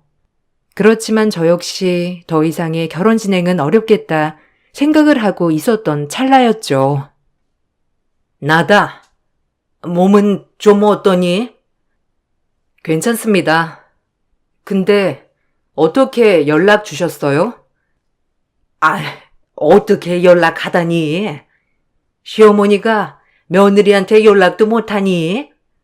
이제 결혼 준비 슬슬 해야지. 아이는 나중에 다시 가지면 된다. 어머님, 저 정우 씨랑도 헤어졌고 결혼 안 할 겁니다. 그러니 그만 연락하세요. 헤어지다니? 너는 우리 가지고 장난한 거니? 갑자기 왜 그러시는지 모르겠지만 어머님 바람대로 저 아이 유산했고 정우 씨랑도 헤어졌습니다. 그러니 더 이상 연락하지 마세요. 됐다. 내가 다시 받아들이기로 했으니까 다시 만나렴. 나 때문이라면 신경 쓰지 않아도 된다. 아들이 그렇게 좋다고 하니 내가 쳐야지. 어머님, 아니 저기요 아주머님, 저 그쪽 아드님이랑 다시 만나고 싶지 않고요. 결혼도 안 한다고요. 그 난리를 겪고서도 만날 마음이 있겠어요? 사람 금 나누면서 평가는 집에 누가 시집을 가고 싶겠냐고요. 뭐? 너 지금 나한테 아주머니라고 했니? 나중에 어쩌려고 그러니? 내가 너 지금 몸이 안 좋으니 그런 거라 생각하고 한 번은 참으마. 참으실 필요 없습니다. 그리고 그 잘난 아드님 평생 옆에 끼고 살아보세요. 아, 그리고 아드님 오늘도 저희 집 앞에서 무릎 꿇고 빌고 있는데 그건 속상하시지 않으신가 봐요? 그게 무슨 소리냐? 왜 우리 아들이 거기 가서 빌고 있어? 남의 자식 눈에 눈물 흘리게 하면 자기 자식 눈에 피눈물 흘리는 거 모르셨나 보네요. 앞으로 피눈물 흘릴 일 많을 겁니다. 저는 그날 이후로 남자친구와 헤어졌지만 남자친구는 며칠을 저희 집으로 찾아와 무릎을 꿇고 빌었습니다. 아빠가 겨우겨우 달래서 보내면 다시 찾아와 비는 날이 계속되었죠. 그 사실을 알고 어머님께서도 오셔서 남자친구를 끌고 가기도 하셨지만 남자친구는 제가 아니면 살 수 없다며 아직도 찾아오고 있는 상황입니다. 본가와는 연을 끊겠다고 하는 남자친구의 말을 어떻게 해야 할지 많은 생각이 드네요. 어머님은 아들만 믿고 욕심을 부리시다가 결국 아들마저도 잃게 되었습니다. 이런 게 인과응보라 할 수 있을까요? 저의 긴 사연 들어주셔서 감사합니다. 모두들 행복한 하루 보내시길 바라겠습니다. 안녕하세요. 여기 사연을 올렸던 분들과도 같이 저도 매번 읽어보기만 하다가 용기 내서 글을 써보려고 합니다. 아마도 이 글을 보고 있다면 본인 이야기인 줄 본인은 알겠죠. 저는 30대 여자입니다. 저는 어려서 친아빠의 재혼으로 인해 새엄마와 친아빠와 같이 살았어요. 처음엔 괜찮았죠. 아빠와 엄마의 이혼으로 인해 저는 새엄마와 같이 살게 되었지만 저에게 잘해주시는 새엄마 때문에 친엄마의 빈자리를 느끼지 못하고 살았습니다. 그렇게 시간이 흘렀고 어느 날 새엄마가 어느 여자아이를 데리고 왔습니다. 본인이 전 남편과 낳은 딸이었죠. 그 후로 제 삶은 180도 달라졌어요. 다들 예상하셨다시피 새엄마에게 구박이란 구박은 다 받고 자랐죠. 오히려 아빠에게 본인이 데려온 딸을 좋아하게 만들었으니까요. 동생이 울면 내가 때려서 그렇다, 내가 동생을 시기하고 질투한다 등 말도 안 되는 말로 아빠가 저에게 실망하는 일을 만들었죠. 저희 집은 워낙 아빠가 물려받은 재산이 많아서 살기가 여유가 있었어요. 저도 어려움 없이 자랐고요. 하지만 새엄마의 구박은 견디기 정말 힘들었죠. 그럴 때일수록 친엄마가 그리웠습니다. 내가 왜 이렇게 미움받는 집에 있어야 할까라고 생각하면서요. 어쩜 이리 못됐니? 네 동생이 네 인형 가지고 노는 꼴을 못 보는 거야? 애가 왜 이렇게 욕심이 많아? 아주 심술쟁이구나. 갖고 놀게 해주면 얘가 계속 안 준단 말이에요. 저도 갖고 놀고 싶은데 왜 저한테만 그러세요? 희영이한테는 아무 말도 안 하면서. 어머, 눈 똑바로 뜨고 말 대답하는 것 좀 봐. 너네 엄마가 그렇게 가르쳤니? 아주 치엄마 닮아서 대바라져서는. 우리 엄마 욕하지 마요. 아줌마가 뭘 알아. 나 우리 엄마한테 데려다 줘요. 네? 여기서 살기 싫단 말이에요. 네가 네 발로 나가. 내가 널 데려다 주면 아빠가 가만 계시겠니? 네가 아빠한테 가서 엄마랑 살고 싶다고 하란 말이야. 내가 다 잃을 거예요. 엄마가 오늘 저 때린 거랑 구박한 거 아빠가 알면 가만 있겠어요? 희영이랑 엄마랑 다 잃을 거예요. 네가 덜 맞았지? 얼른 나가버려. 너네 엄마한테 가란 말이야. 여긴 네가 있어야 할 곳이 아니야. 알겠어? 아유, 징글징글해. 계모는 그렇게 저에게 친엄마한테 보내달라고 말을 하라고 종용했죠. 저 역시 그런 말을 들을 때마다 친엄마에게 가고 싶은 마음이 굴뚝 같았어요. 하지만 친엄마는 경제적으로 능력이 없었기 때문에 현실적으로 쉽진 않았죠. 그렇게 계모에게 가정 구박을 다 받고 전 고등학생이 되었습니다. 아빠 회사에서는 저를 상속녀라고 했지만 사실상 새엄마의 입김이 심했기 때문에 그 모든 사람들도 새엄마 눈치를 보기 바빴죠. 아빠도 답답했던 게 제 말보다는 새엄마 말을 들었으니까요. 그렇게 불우한 유년기를 지나 저는 20살이 되었습니다. 이제 새엄마의 구박도 지치고 제 말을 들어주지 않는 아빠의 말도 지쳤어요. 결심을 한 순간이었어요. 대학도 붙었겠다. 이제 조금은 독립을 해야겠다고 말이죠. 아빠의 울타리에서 벗어나 친엄마에게 가고 싶다고 생각했어요. 그렇게 전 아빠에게 통보를 하고 집을 나갈 준비를 했습니다. 아빠의 반대를 무릅쓰고 말이죠. 너 이 집을 지금 나간다면 영원히 내 딸이 아니야. 알겠어? 내가 널 어떻게 키웠는데 이제 와서 친엄마한테 간다고 해? 아빠가 내 말을 들어준 적이나 있어요? 맨날 새엄마 편, 희영이 편. 난 이 집에서 뭐해요 도대체? 나도 사랑받고 살고 싶어, 알아? 뭐? 너 해달란 거 지금까지 다 해주지 않았니? 그리고 설사 내가 희영이 편을 든다 하더라도 넌 이하비 속을 모르니? 표현을 안 하는데 어떻게 알아요? 지긋지긋해요. 새엄마한테 놀아나는 아빠도, 그리고 얄미운 희영이도 나가게 해주세요. 친엄마라고 널 반길 것 같아? 한치의 망설임도 없이 널 나한테 버리고 간 여자다. 그런데도 친엄마를 찾고 싶다는 거야? 아빠보단 낫겠죠. 새엄마 말이라면 고지골대로 듣는 아빠보다요. 일부러 눈 감고 귀 막은 아빠보단 나아요. 안녕히 계세요. 전 아빠에게 그 말을 남기고 친엄마를 찾았습니다. 그리고 친엄마와 눈물의 상복을 했죠. 아빠와 살던 때랑은 다르게 풍족하진 않았지만 그래도 엄마의 사랑만 있다면 충분했어요. 제가 집을 나간 그 순간 새엄마와 희영이는 얼싸안고 춤을 췄다고 했죠. 엄마도 처음엔 저와 떨어져 있던 시간만큼 저를 애틋하게 여기셨지만 두고두고 했던 말이 완전 남 좋은 꼴 해준 거라고 했어요. 그리고 생각과는 다르게 그렇게 기뻐 보이지 않았습니다. 10여 년 만에 본 엄마는 엄마 혼자도 먹고 살기 힘들어 보였으니까요.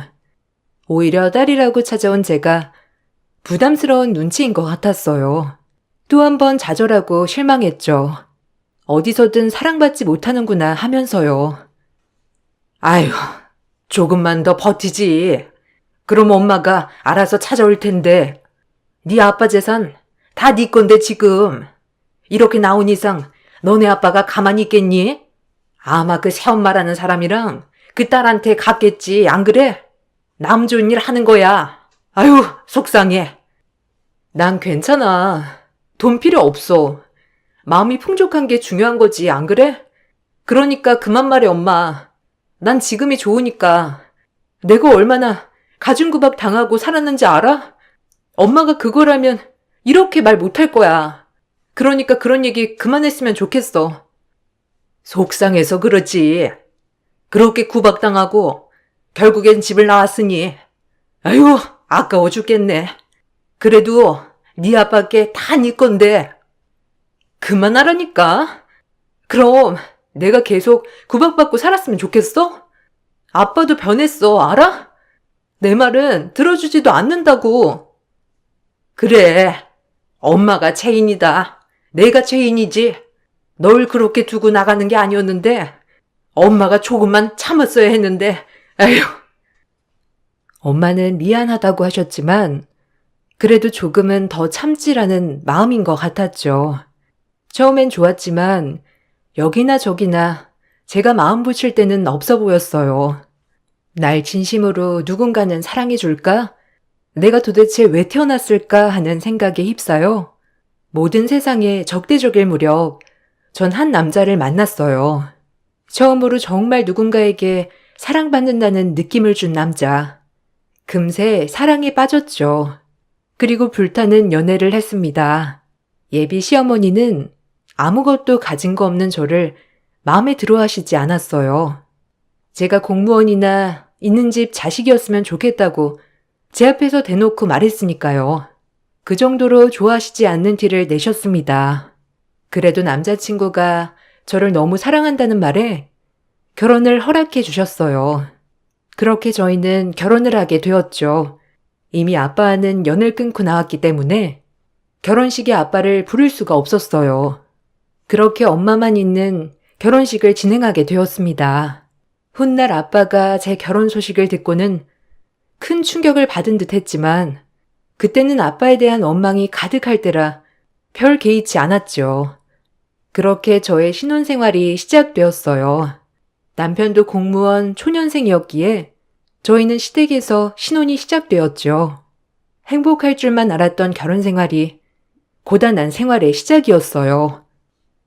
이제 우리 집에 시집을 왔으니 우리 집 법을 따라야겠지. 아침 일찍 일어나서 밥 차리는 건 기본이다. 알겠니? 네, 그렇게 할게요. 그럼 아침 차리고 제가 낮엔 일을 가니까 저녁에 갔다 와서 저녁도 차리면 되는 거죠? 그래. 아버님 항상 똑같은 국 안 먹으니까 국은 아침 따로 저녁 따로 차리는 거 잊지 말고. 알겠니? 양 조절을 잘해야 돼. 네, 노력할게요. 이제 저도 준순 씨 가족이 되었으니 가족의 룰을 따라야죠. 제가 잘할게요, 어머니. 예쁘게 봐주세요. 아유, 네가 공무원이었으면 얼마나 좋았겠니? 안 그래? 아무래도 정년도 보장되어 있고 중소기업 얼마나 간다고. 어머님은 제가 잘한다는 말에도 대꾸는 없으셨어요. 그저 저를 계속 아쉬워하시는 마음을 표현하셨죠. 속상했습니다. 남편은 공무원 초년생이었기 때문에 며느리도 공무원 며느리를 보고 싶어 하셨지만 제가 공무원이 아니라 일반 회사원이었기 때문에 저를 마음에 안 들어 하셨습니다. 아무래도 공무원인 본인 아들이 조금 더 특별한 여자와 결혼하길 바라셨으니까요. 그래도 전 꿋꿋이 견뎠어요. 어려서부터 눈칫밥을 많이 먹고 자랐기에 이 정도 눈치쯤이야 견딜 수 있었거든요. 그렇게 시집살이는 시작이 되었고 점점 고단한 날들도 들어갔죠. 그것도 모자라 시어머니는 공무원 공부를 하라며 저를 다그치시는 날도 많았습니다. 얼마나 서럽던지 어디 가서 못 배웠단 소리는 들어본 적이 없는 저였지만 친정백도 없고 평범한 회사원인 저는 공무원 아들에게 성에 차지 않는 며느리감이었죠. 스트레스는 극에 달해갔어요. 무슨 말만 하면 어머님은 다른 집과 비교를 하셨으니까요. 예, 그 회사 다녀서 얼마나 버니? 안정적이긴 한 거야? 나 원참? 우리 준수 똑같이 공무원 색시 아니면 신정 좀 빵빵한 집에 장가 보내고 싶었는데. 아휴, 똑같은 훅수저 만나서 어쩌니? 우리 준수가 고생하는 거 아니야? 직업이 번듯하기라나 돈이 많기라나. 네? 아, 그러셨구나. 그래도 어머니 저희 회사도 자본금도 튼튼하고 아이 가져도 육아휴직에 출산휴가 다 나오는 직장이에요. 너무 걱정하지 마세요. 나름 중소기업이라도 탄탄하거든요. 준수 씨 고생 많이 안 할 거니까 걱정 붙들어 매세요, 어머니. 참나? 애 낳고 끝까지 다닐 수나 있겠어? 그런 회사? 너네 친정이 돈이 없으니 너희 무조건 맞벌이다. 알겠어? 네, 저도 맞벌이 할 생각이니까 걱정 마세요. 아직 아이도 없고 요즘 세상에 혼자 벌어서 어떻게 먹고 사나요? 저도 알아요. 시어머니는 그저 아들이 저 때문에 고생할까 전전긍긍하였죠. 시댁은 저희 엄마만 보셨기 때문에 제가 엄청 잘 살았다는 집의 딸인 걸 모르거든요. 저 역시도 내 발로 뛰쳐나온 집 미련 같지 않았고요. 나름 그래도 중소기업에 잘 다니고 있다고 생각했는데 어머님은 그마저도 마음에 들어하지 않으셨고요. 매번 이렇게 저에게 스트레스를 주었습니다. 하지만 더 견딜 수 없는 것은 결혼 전 저에게 유일한 안식처를 주었던 남편마저도 점점 저를 무시하기도 하고 저에게 거짓말하는 일이 늘어나기 시작할 때부터였어요. 시댁과 같이 사는 저로서는 최대한 집에서 큰 소리 나지 않게 남편을 달래도 보고 애헌도 해봤죠. 오늘도 늦게 들어와? 아니, 6시면 땡 아니냐고 공무원이. 야근이 얼마나 많길래 월급 보면 수당도 얼마 없더구만. 야근하는 거 맞아? 네가 뭘 알아? 공무원 세계를 알아? 맨날 민원인 상대하는 것도 지치는데 내가 집에 와서까지 널 이렇게 상대해야 해? 내가 민원인이야? 난 자기랑 대화도 하고 싶고 얘기도 하고 싶은데 어떻게 그렇게 말할 수가 있어? 그럼 나랑 결혼 왜 했어? 그야 그땐 내가 미쳤었지. 뭐가 좋다고. 좀 더 현실을 생각했어야 하는데 평생 이렇게 살다간 집도 못 사겠다. 뭐? 무슨 말이야 그게? 당신도 어머니처럼 내가 좀 더 빵빵한 집의 딸이 아니라서 후회된다는 거야 지금? 말을 말자. 피곤하게 좀 하지 마. 나 진짜 일터에서도 피곤하니까 집에 와선 좀 쉬고 싶다. 바가지 좀 긁지 마, 제발. 난 대화하자는 거야. 바가지가 아니라. 맨날 늦게 들어오고 연락도 잘 안 받고 우린 언제 대화해 그럼? 결혼 전엔 그렇게 나밖에 모르더니 결혼하니까 180도 바뀌었어 사람이. 내가 사랑이 얼마나 기르는 줄 알면서 자기가 더 나빠 정말. 지겹다. 그 얘기 좀 그만해. 내일도 나가야 되니까 더 이상 말 시키지 마라. 나 힘들어. 그리고 꿀물 좀 타와. 머리 아프니까. 남편과 대화를 한번 하려고 하면 남편은 저에게 곁을 주지도 않았어요. 처음엔 그렇게 저만 사랑한다던 남편도 각박한 세상 속에 변해가기 시작했죠. 그렇게 또 마음은 점점 병들어갔어요. 친정에 가도 친엄마는 아빠의 재산을 다 포기하고 나온 저를 그렇게 반기지 않았어요. 그저 엄마마저 먹고 살기 힘든데 혹 하나 딸렸다고 생각하는 것 같았죠. 이러나 저러나 슬픈 나날이었어요. 제 인생에 어두운 날이 끊이지 않을 것만 같던 그때, 저는 임신을 했다는 사실을 알았습니다. 완전 임신 초기임에도 불구하고 몸 컨디션이 좋지 않아 아주 빨리 알아차리게 되었어요. 전 그렇게 마음이 벅차올랐죠. 나도 이제 엄마가 되는구나 하고 말이에요. 사이가 소원한 남편도 임신 사실을 알면 얼마나 기뻐할까. 그리고 저를 탐탁치 않아 하는 시어머니 또한 기뻐하실 거라 생각했어요. 여보, 나 임신이야. 사주래. 아주 극초기라고 하더라고. 우리에게도 아이가 생겼어. 나 너무 벅찬 거 있지? 뭐? 확실한 거야? 아, 임신이라니. 아니, 병원 가서 확인해 본 거야? 지금 우리 형편에 임신을 하다니. 아, 어떡해. 저의 예상과는 다르게 남편은 기뻐하기는커녕 기분이 좋아 보이지 않았어요. 오히려 당황스러운 표정이었죠. 너무 처음이라 얼떨떨해서 그런가? 라고 생각해 보았지만 섭섭했습니다. 우리의 아이를 가졌는데도 불구하고 하나도 기쁜 표정이 아니었으니까요. 자긴 안 기쁜 거야? 우리한테 아이가 생겼다는데 서운하다 자기야. 요새 우리 사이가 소원해져서 그런 거야? 그게 아니라 아직 우리 집도 없고 엄마 집에서 얹혀 사는데 무슨 아이까지. 에휴, 솔직히 그렇게 기쁘진 않은데. 돈이야 벌면 되는 거고 청약도 열심히 넣고 있는데 뭐가 문제야, 안 그래? 혹시 알아? 아이가 복덩이일지 안 그래? 아이 문제는 좀 나중에 얘기하자. 아니 혹시 포기하고 다음에 가지면 안 될까? 지금은 진짜 부담스러워서 그래. 뭐? 어떻게 말을 그렇게 할 수가 있어? 당신 정말 내가 알던 사람 맞아? 이럴 줄은 몰랐는데 도대체 결혼은 왜 한 거야? 남편의 말에 어안이 벙벙했습니다. 내가 지금 무슨 소리를 들은 건가 싶었죠. 아이를 포기하자는 남편의 말에 눈물부터 나오더군요.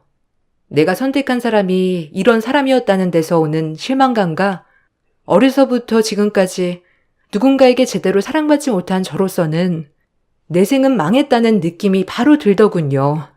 전 너무 속이 상한 마음에 임신 사실을 시어머니에게 말했어요. 그래도 어른이니 조금이라도 위로해달라고 말이죠. 이런 얘기를 아무한테도 할 수가 없었거든요.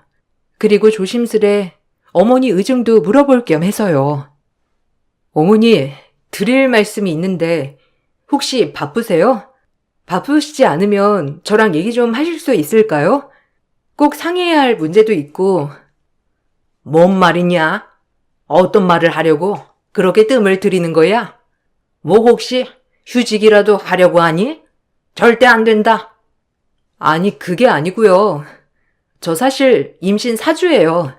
어머님 손주 생겼어요. 이름 배불러 와도 다닐 수 있을 것 같은데. 뭐? 애를 가졌단 말이야? 어머나, 세상에 어쩌면 좋니? 아니 지금 너네 벌이가 얼마나 된다고? 애를 가지길. 어머니도 남편과 마찬가지로 펄쩍 뛰셨습니다. 너무 서러웠네요. 꼭 제 잘못인 것처럼 애를 가졌다고 저를 탓하셨으니까요. 네?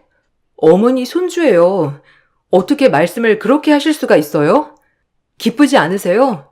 그래도 어머니 첫 손주인데. 기쁘긴 뭐가 기뻐. 요즘은 애도 안 낳는 세상이라는데.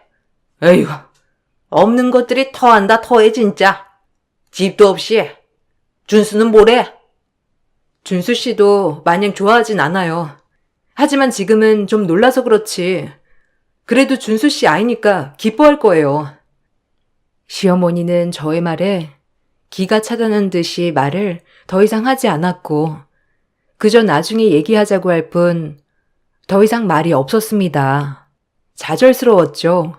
귀한 새 생명이 자리 잡은 이 시점에 어머님과 남편은 하나도 기뻐하지 않았으니까요.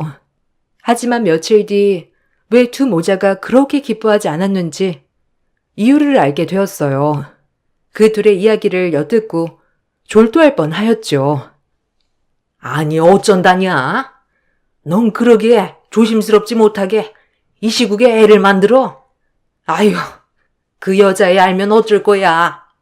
빨리 정리해야지. 내가 정리할게 조만간. 차마 입이 안 떨어져서 그러니까 엄마가 따끔하게 얘기해주지. 아유, 골치 아프게 됐네 진짜. 이혼하자고 해. 뭐 자기가 어쩔 거야. 그리고 애도 아직 4주밖에 안 됐다며. 지금 빨리 정리해야 뒤탈 안 생긴다 너. 오늘 얘기할게. 그냥 엄마는 좀 옆에서 거들어만 줘. 아휴, 내가 일찍 결혼을 하는 게 아니었는데 진짜 애 부친하는 것만 보고 홀딱 속아서 아무것도 없는 흙수저인 거 알았으면 절대 결혼 안 했지. 엄마는 그때 나 좀 말려주지 그랬어. 안 그래? 뭐? 내가 너 얼마나 말렸냐? 어? 그때는 귓등으로 듣지도 않더니 이제 와서 엄마 탓하는 거야? 아유, 속상해 정말. 시어머니와 남편이 하는 얘기를 듣고 너무 놀랐습니다. 심장이 내려앉는 줄만 알았죠. 절 정리하겠다는 말, 이혼을 준비 중이라는 말, 그리고 남편은 여자가 있었죠.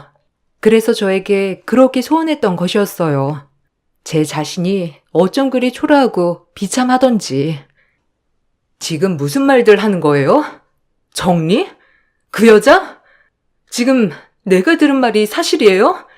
둘이서 지금 무슨 꿍꿍이냐고요? 그래, 마침 잘 왔다. 어차피 알 건 알아야 하니까 이혼해줘라, 우리 아들이랑. 너도 알다시피 둘 다 흙수저 아니야? 난 우리 아들 그렇게는 못 살게 한다. 그냥 깔끔하게 정리해. 그리고 너도 그냥 새 인생 살아, 알겠니? 그리고 네 뱃속에 애도 정리해. 당신은 입 없어? 당신이 말해봐. 이게 다 무슨 소리야? 너 여자 생겼니? 그래서 그러는 거지 지금? 나 이혼 절대 못해. 누구 좋으라고?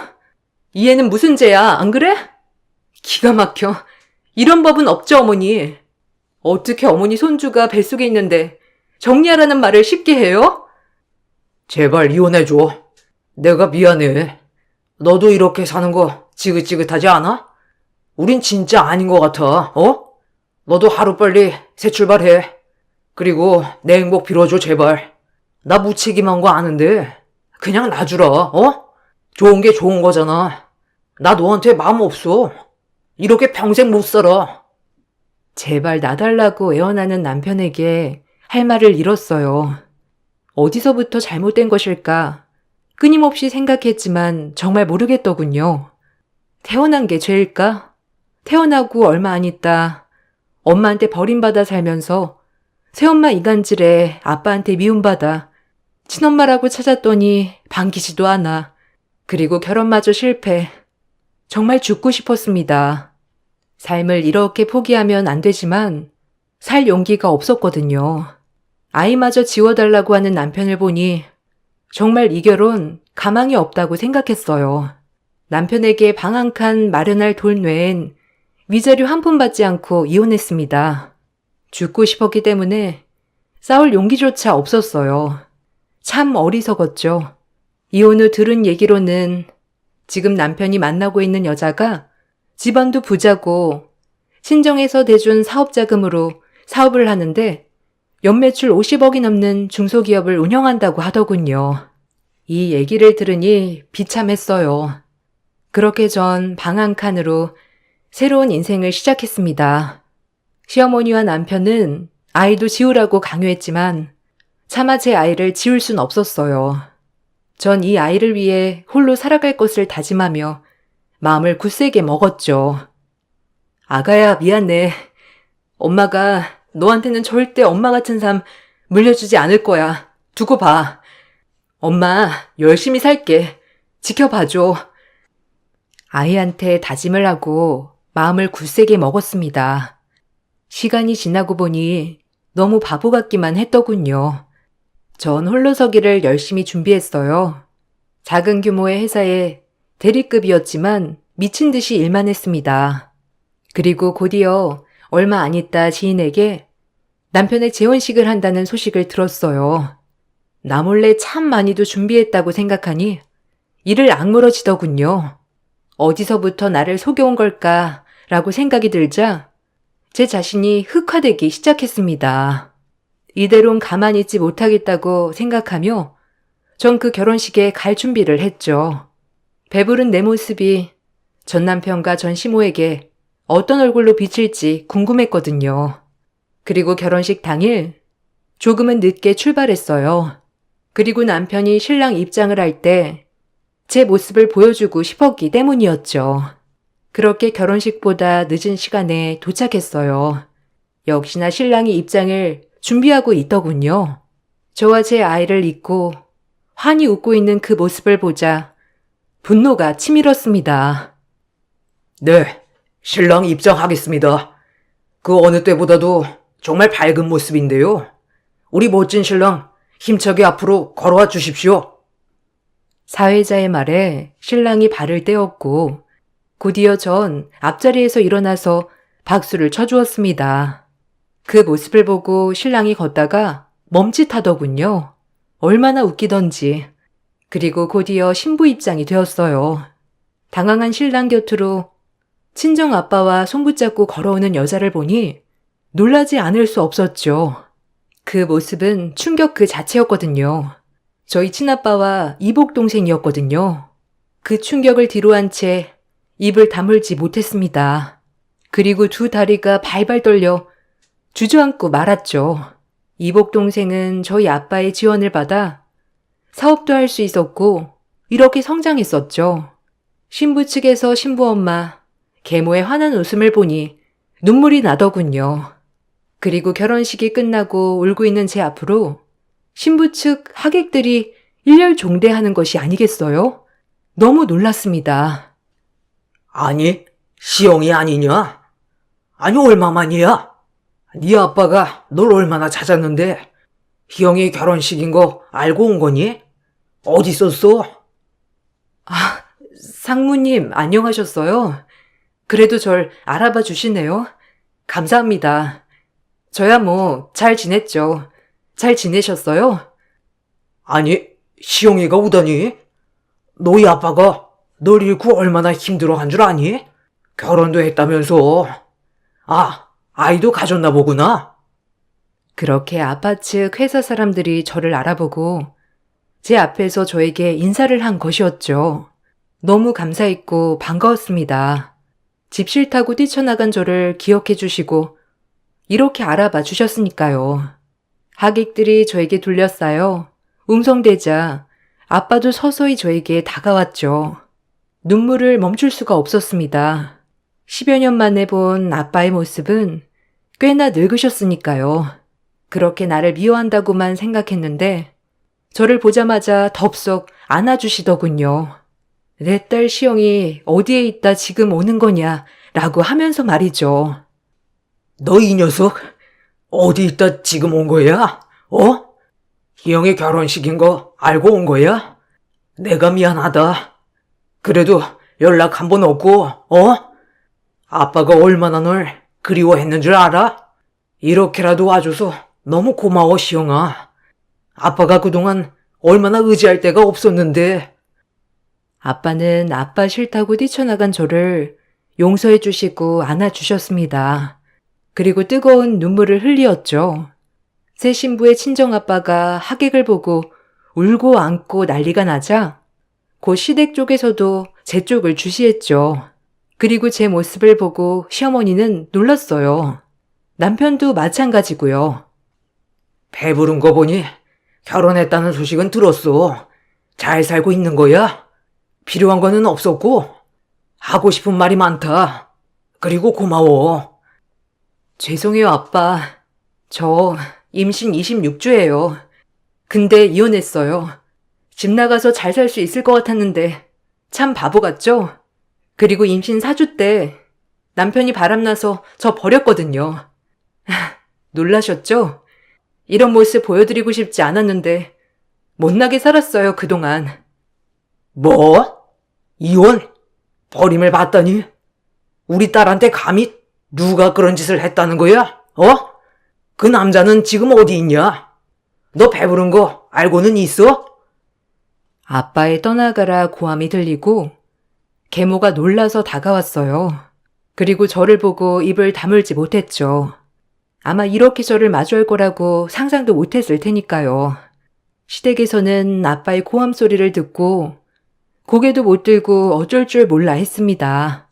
뭔가 통쾌했고 시어머니는 아직도 뭐가 뭔지 모르는 눈치인 채로 왜 사돈 어른이랑 맏며느리가 같이 있지? 라고 생각만 하시는 것 같았어요.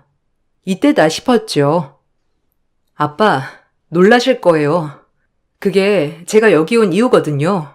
사실 저랑 이혼하고 제 뱃속에 애가 있음에도 불구하고 저에게 이혼해달라고 한 남자가 저기 저 턱시도를 입고 있는 신랑이에요. 놀라셨죠? 전 남편 결혼식에 왔더니 희영이랑 아빠를 본 거고요. 뭐? 그게 사실이야? 아니, 어떻게 이런 일이 있을 수 있어? 지금 김서방이 네 전 남편이라는 거야?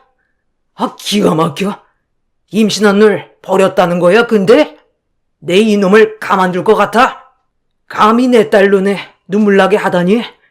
내 이 녀석을 가만 안 두겠다. 아빠는 제 이야기가 끝나자마자 노발대발하시며 전 남편에게 가 따기를 날렸죠. 한 대도 모자라서 무려 5대나 말이에요. 의붓동생과 남편은 왜 이러시냐고 하였지만 곧 아빠의 말에 남편은 무릎을 꿇고 싹싹 빌기 시작하였어요. 시어머니도 마찬가지였고요. 감히 네가 내 딸을 버려? 네가 그러고도 사람이냐? 어떻게 뱃속에 애가 있는데도 사람 같지 않은 놈? 내가 둘째에게 널 허락한 건 네가 이혼남이지만 착실하고 성실해 보였기 때문이다. 알아? 하지만 이런 발톱을 숨기고 있을 줄은 몰랐지. 이 결혼은 없던 거야. 그리고 내 딸을 위해 모든 손해배상 청구를 할 거야. 위자료는 물론이고 첫째 딸과 둘째 딸에 대한 모든 것을. 아버님, 죄송합니다. 아니, 어떻게 이런 일이. 한 번만 용서해 주세요. 네? 희영이가 너무 좋아서 그랬어요. 제발요. 닥쳐! 사돈어른, 아니 아줌마. 당신 아들 교육을 이렇게밖에 못 시킨지? 그리고 내 딸 눈에 눈물 나게 한 죄 두고 보시오. 시어머니 또한 무릎 꿇고 싹싹 빌었지만 이미 화가 난 아빠를 말릴 순 없었어요. 계모는 졸도하고 의붓동생도 울고불고 난리가 났죠. 그렇게 전 의도치 않게 저희 아빠를 다시 만나게 되었어요. 거기 결혼식에 온 하객들은 이런 일이 있냐며 수근수근 대었고 전 남편은 공무원이었기 때문에 거기에 온 회사 동료들 또한 수근수근거리고 난리가 났죠. 그렇게 기막힌 반전이 끝이 났고 저와 아빠는 다시 만나게 되었습니다. 계모는 못마땅해 했지만 아빠는 예전과는 달리 철저히 저의 편이 되어주었죠. 그래도 제 나름대로 중소기업에서 열심히 일한 덕분에 아빠의 사업체에서 일을 배우게 되었고 뱃속 아가도 무사히 출산하였어요. 계모는 제가 아빠 회사에서 일하는 것을 싫어했지만 저도 과거의 제가 아니라 위대한 엄마가 되었기 때문에 계모는 찍소리도 못하게 짓눌러 버렸죠. 이젠 절대 당하고 살지 않을 거라고 다짐했거든요. 아빠는 내심 제가 회사 일을 도와 여러 가지 일을 추진시키는 것을 좋아하였고요. 다시는 떨어지지 말자며 저에게 당부하였어요. 어찌나 눈물이 나던지 평생 사랑받지 못하고 살았다고 생각했는데 아빠가 날 이렇게 끔찍이 사랑하고 있었다고 생각하니 그동안 내가 철이 없었나 하는 생각도 들었고요.